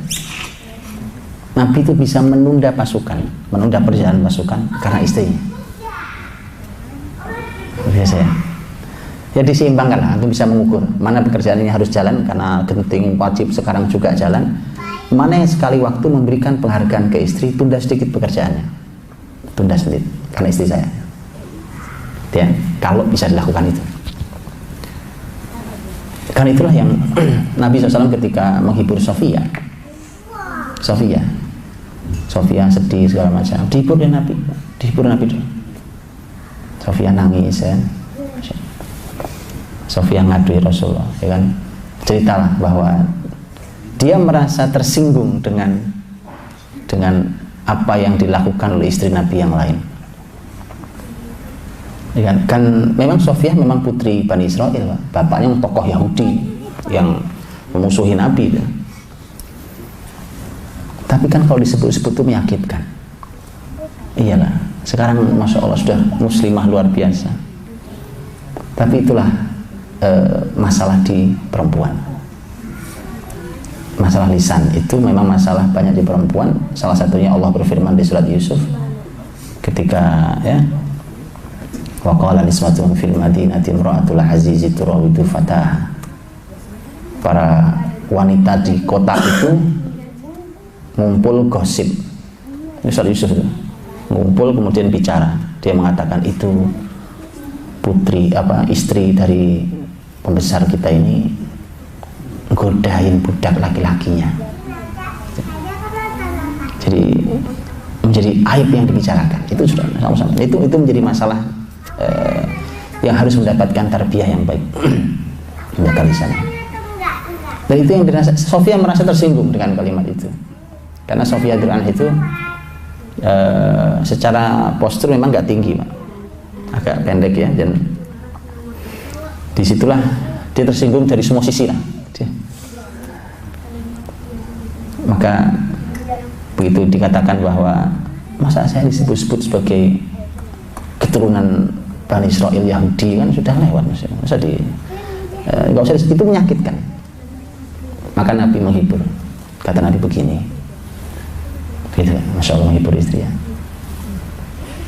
Kalau besok digitukan lagi, saya ajari cara jawabnya. Jadi kadang-kadang gitu Pak, istri itu harus diajari detail cara kalimatnya jawabnya. Ini kalimatnya gimana ya? Sampai kalimat harus diajari kadang-kadang. Begini kata Nabi, kalau besok digitukan lagi, katakan kepada yang berkata, memang bagaimana saya tidak istimewa? Kalau ayah saya adalah Nabi, paman saya adalah Nabi, dan suami saya adalah Nabi. Itu ya. Musa, Harun, dan Rasul Muhammad alaihissalam. Kan kalau bicara tentang nasab, nyampaikan Bani Israel Nabi Musa, ya kan? Oh itu Nabi, Rasul mulia, paman karena Harun saudaranya, ini paman saya itu. Jadi melampaui ayahnya langsung. Dan sekarang suami saya juga Nabi. Jawabnya gitu aja. Kan itu sebenarnya jawaban-jawaban apa sih? Antum tahu ya jawaban-jawaban apa ya? Tapi itu kadang-kadang penting. Jawab-jawab gitu. Nah, jadi ikhwah khawatihadukumullah, Ummahatul Mukminin ini mereka berinteraksi dengan sangat baik sesama mereka. Sama mereka sangat baik. Bahwa sekali waktu terjadi kecemburuan, terjadi konflik antara mereka, itulah keluarga. Bahkan dalam hadis disebutkan bahwa istri-istri Nabi itu seperti ada dua blok, Pak. Ada dua blok. Pertama bloknya Aisyah, yang kedua bloknya Ummu Salamah. Gitu ya. Kalau antum sih soalnya gak ngeblok, apa ngeblok kemana Mas? Ini kan? Jadi artinya terjadilah itu. Tapi tadi namanya orang-orang mulia, orang mulia.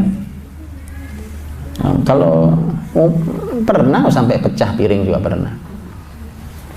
Jatuh pecah piring. Tapi simple, yang mecahin piring ganti. Gampang.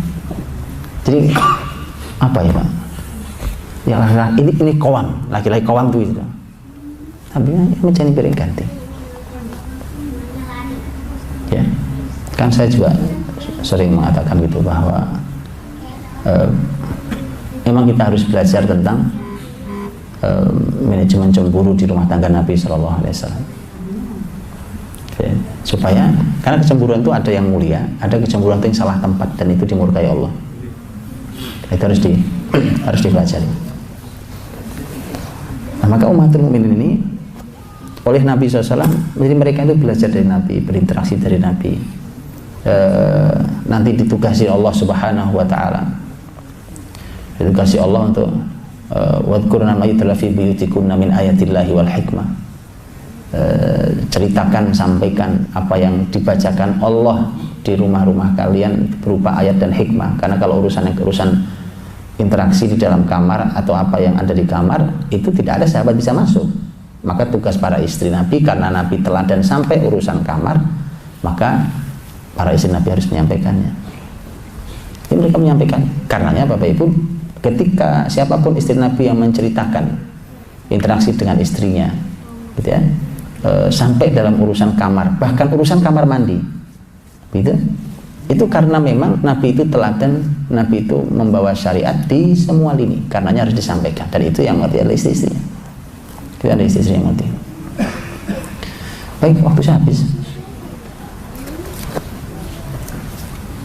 Saya kira itu, dan yang sedikit bisa memberikan panduan buat kita. Ya,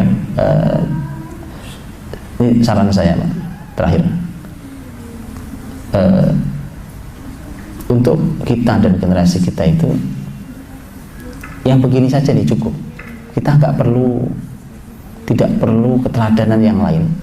Kita tidak perlu kekaguman yang lain. Anak-anak kita silahkan Pak, nanti kalau punya putri-putri carikan buku-buku atau Anda yang langsung menceritakan tentang puncak keteladanan mereka ini, yaitu Ummahatul Mukminin. Baca satu-satu sampai selesai, biar mereka tahu, oh begini ibu mereka, oh begini teladan tertinggi mereka. Dan biarkan mereka mengagumi sendiri wanita mana yang kira-kira saya kayaknya cocok sama dengan Ummu Salamah, pokoknya saya kayaknya mirip kayak Zainab. Zainab itu istri Nabi yang terampil sekali tangannya. Kalau Aisyah itu kan akalnya terampil sekali gitu. Zainab itu terampil sekali tangannya, sampai Aisyah sendiri mengatakan itu Zainab itu wanita mulia, kata Aisyah, wanita mulia yang dia tangannya itu menghasilkan uang, itu Zainab, dan dia bersedekah dengan hasilnya itu. Nah gitu, kan ada memang jenis yang begitu ya, Masya Allah, tanpa mengganggu tugas seorang istri di rumah. Jadi mohon diberikan bukunya, diberikan pelajarannya kepada anak-anak kita, biar mereka tidak salah mengagumi mengagumi seseorang dan seterusnya. Baik, wallahu a'lam. Saya kembalikan. Silakan.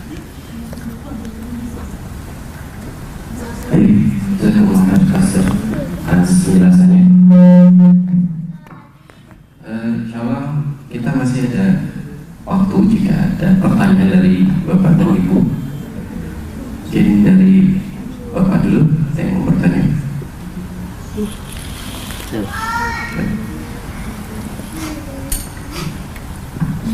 Assalamualaikum warahmatullahi wabarakatuh.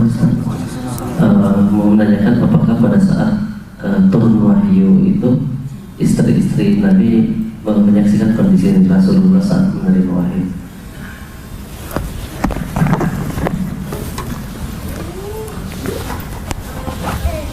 Saat Nabi dapat wahyu, terkadang istri beliau kadang-kadang melihat.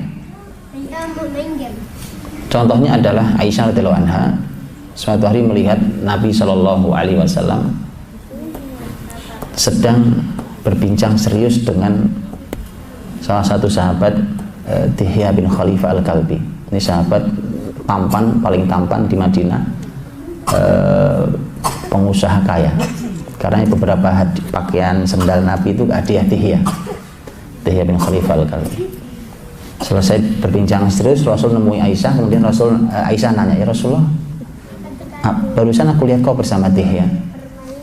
Kata Nabi, itu bukan Dihya, itu Jibril.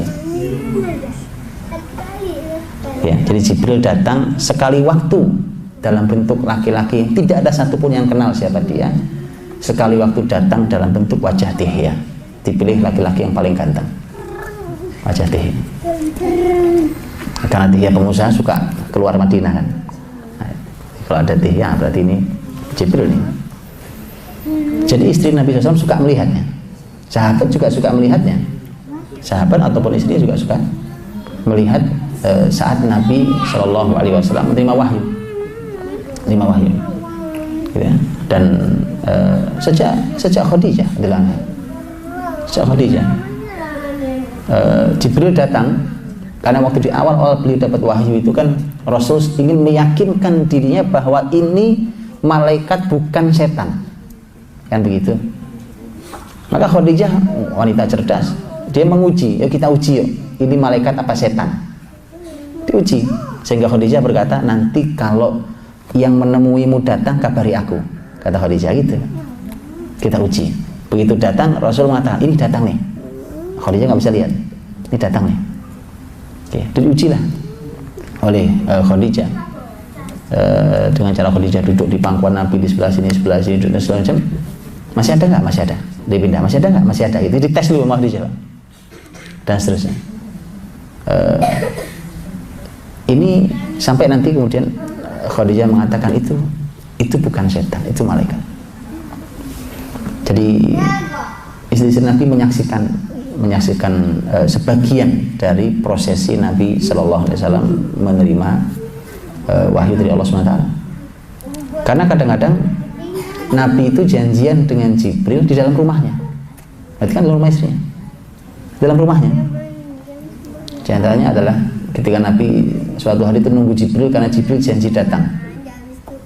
Ditunggu nggak datang. Nabi ini kok nggak datang Jibril? Gak mungkin Jibril ingkar janji, itu gak ada. Jibril tak pernah ingkar janji, ya. Maka Nabi keluar dari rumahnya, kok gak ada. Jadi tunggu, kan janjinya dalam rumah, waktunya jelas. Begitu di luar rumahnya, baru Nabi ngeliat Jibril. Loh kok di luar, kan janjinya di dalam, gitu kan? Jibril mengatakan, aku tidak mungkin masuk dalam rumah yang ada anjingnya. Nabi dan rumah saya nggak ada anjing, ya. Nabi masuk ke rumah, dicek rumahnya, ternyata ada anjing kecil di bawah kolong. Wah, ada anjing kecil, pantasan Jibril nggak masuk, ya kan? Karena kita semua tahu hadisnya, malaikat tidak masuk ke dalam rumah yang ada patung dan anjing.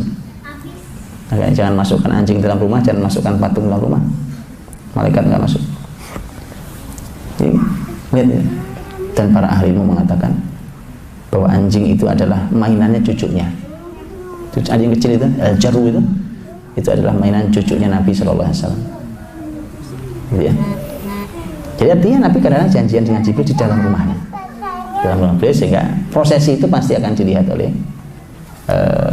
istri Nabi Shallallahu Alaihi Wasallam. Walaupun istri Nabi tentu tidak bisa melihat malaikat, kecuali malaikatnya menjadi wajah Dihya atau wajah laki-laki yang lain.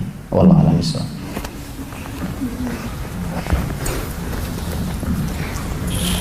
Satu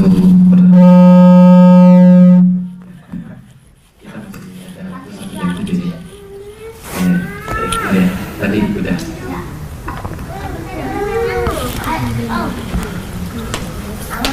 Assalamualaikum warahmatullahi wabarakatuh.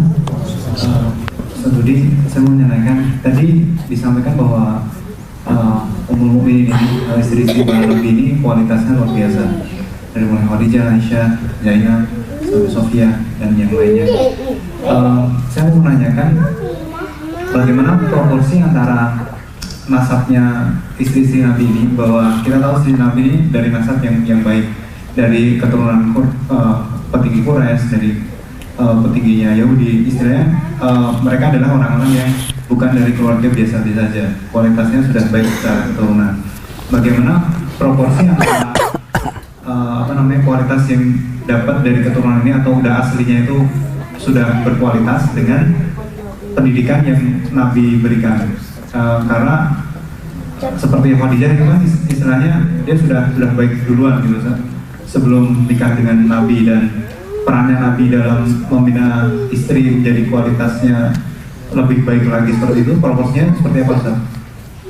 Berapa persen Nabi mendidik istri sehingga istri-istrinya itu mempunyai kualitas yang sebagus itu, dan berapa porsi yang kira-kira datangnya kualitas yang baik itu dari nasabnya?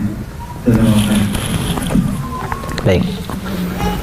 Ya, Nabi itu dari istri-istrinya tadi jumlah 10 plus 1 Maria, itu yang keturunan Quraisy 6, ada 6, berarti yang 4 plus 1 bukan Quraisy ya, 6, dan 6 ini artinya luar biasa. Kalau nasab Quraisy, lihat, nasab Quraisy, Nabi pernah memuji wanita Quraisy gitu. Sampai Nabi menyebut khairu nisa'in raqibnal ibil,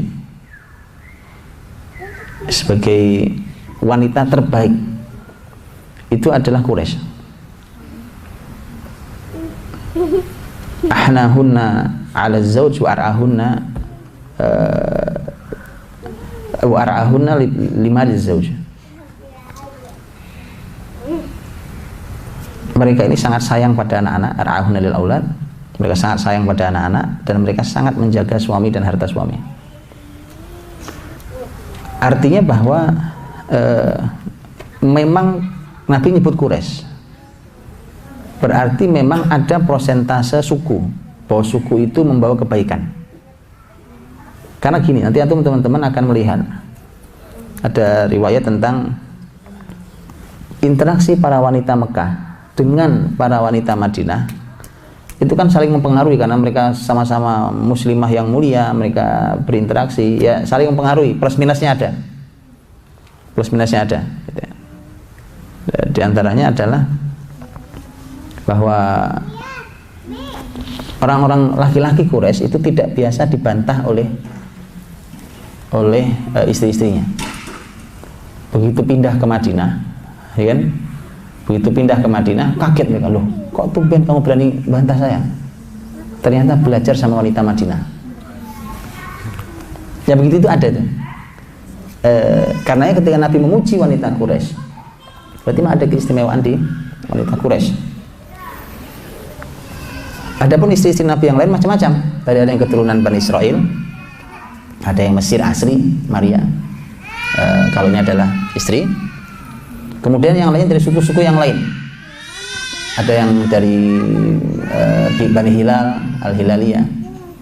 Ada yang tadi saya katakan dari Bani Mustalib, dan seterusnya. Itu mereka punya keistimewaan yang dibawa dari nasab. Tetapi mengandalkan keistimewaan nasab tidak mungkin. Kenapa? Karena memang kalau tidak terbina dalam Islam, maka bisa jadi modal kebaikan itu pun tidak keluar. Itu satu. Atau banyak sisi-sisi negatif yang dia punya, sehingga kebaikan dia ada sekalipun kemudian menjadi tidak terlalu istimewa. Makanya bergabung dua hal. Satu, ini adalah keistimewaan bawaan suku, nasab. Yang kedua adalah keistimewaan hasil pendidikan Islam. Ya. Tetapi di dalam wallahu alam, di dalam kalau kita melihat hasilnya, itu ternyata yang paling besar adalah proses tarbiyahnya. Proses mendidik para istri itu yang paling besar, yang mempengaruhi kenapa istri sampai istimewa itu. Ya. Nah nanti kalau sudah ketemu, sudah dia menjadi wanita yang soleha, maka keistimewaan yang dibawa ada dalam dirinya karena nasab itu akan bermunculan. Akan bermunculan yang luar biasa. Ya, menjadi sangat istimewa, bermunculan karena memang ada dalam dirinya. Ya, jadi seperti itu.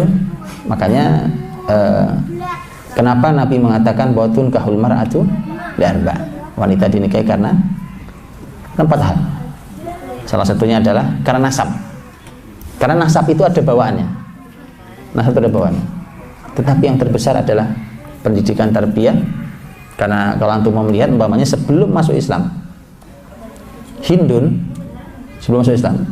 itu istrinya Abu Sufyan itu bahkan sampai berani memarahi, bahkan narik suaminya di depan umum. Itu kan tidak mungkin dilakukan oleh seorang muslimah yang terdidik dengan baik. Nah gitu. Jadi dia Quraisy. Artinya dia memang sampai seperti itu. Begitu seterusnya. Artinya tidak cukup dengan nasab, tapi nasab itu punya peran, punya andil. Ya, dan antum juga lihat bagaimana istrinya Abu Lahab, ya kan. Sebenarnya kalau dia terdidik dalam Islam, dia pasti punya kelebihan, cuma karena dia kafir, maka yang ada adalah dia maksimal dalam kerusakan. Ya. Itu akhirnya menjadi masalah besar dan akhirnya diancam neraka dalam surah Al-Lahab. Begitu, wallahu a'lam. Mudah-mudahan bisa diambil hikmahnya. Dan mudah-mudahan kita diberikan Allah SWT keluarga-keluarga yang diberkahi, keluarga yang istimewa, yang menunjukkan pandangan mata kita dan dikumpulkan dari surga Allah SWT. Assalamualaikum warahmatullahi wabarakatuh. Si waktunya tinggal 1 menit. Saya cukupkan satu pertanyaan lagi saja. Oh baik, masih ada? Satu lagi. Satu ya.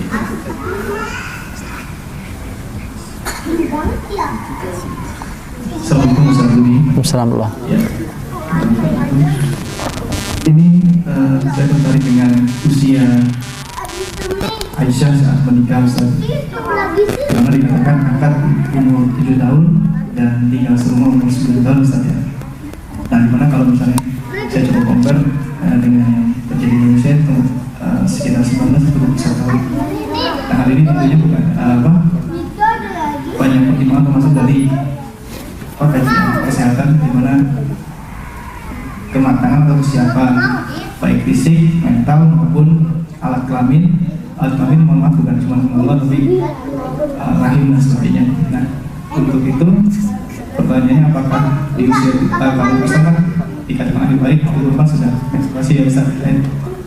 Nah, untuk kita apakah di usia 7 tahun kan sudah haid, dan gimana pertimbangannya dari sisi kesiapan atau kematangan alat kelamin dari Sides. Baik.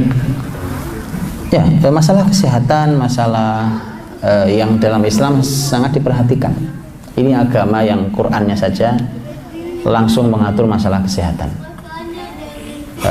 Mustahil Nabi SAW mengabaikan masalah kesehatan, termasuk kesehatan wanita.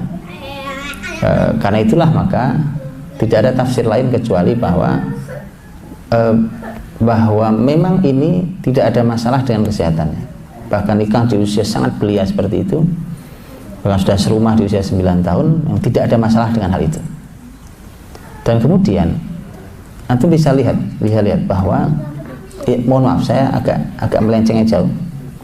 Antum bisa saksikan, na'udzubillah, mudah-mudahan Allah melindungi kita dan keluarga kita.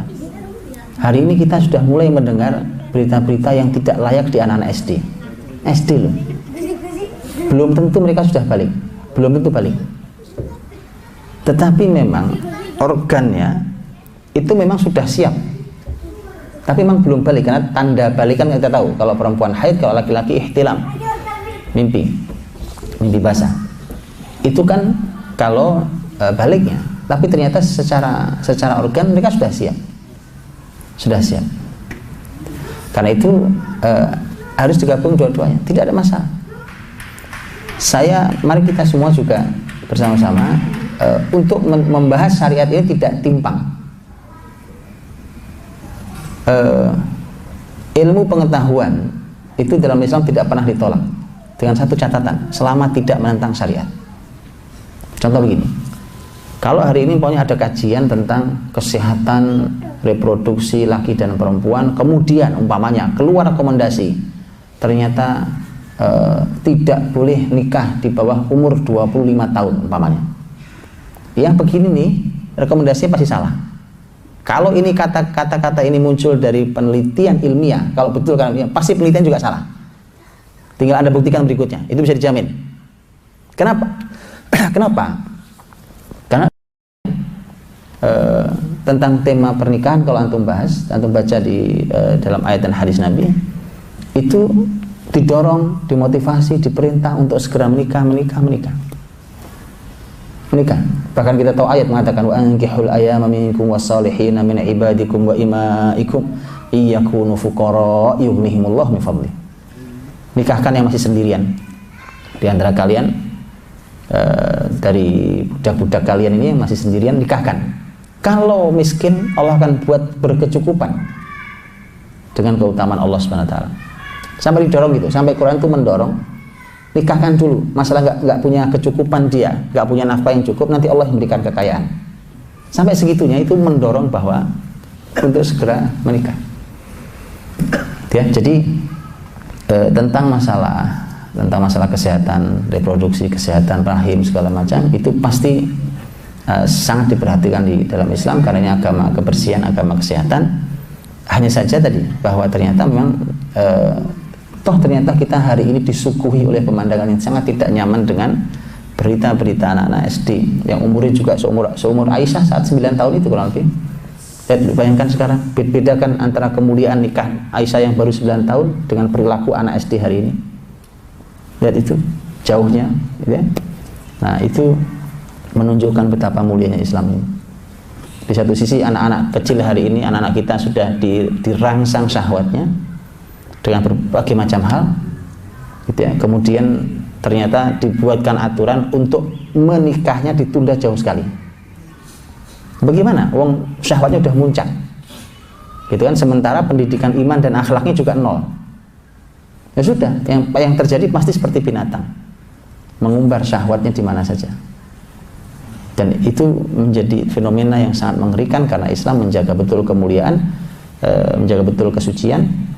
Karenanya Allah memuji Maryam dengan bahwa Maryam itu innallaha astafaki wa tahharaki wastafaki ala nisa'il alamin. Kata istafaki diulang 2 kali, itu Allah memilih Maryam, tapi di tengahnya Allah sampaikan Allah mensucikan dirimu.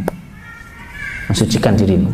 Bahkan yang paling jelas, sangat jelas di dalam akhir surat Tahrim tentang masalah Maryam binat Imran nanti ahsanat farjah, bahwa kelebihan Maryam disebut pertama kali dia menjaga kemaluannya, suci, minta suci. Itu oleh Quran dipuji, kesucian, kehormatan sangat dipuji dalam Islam. Karena kalau itu disepelekan oleh generasi ini berarti rusak sekali, gitu ya.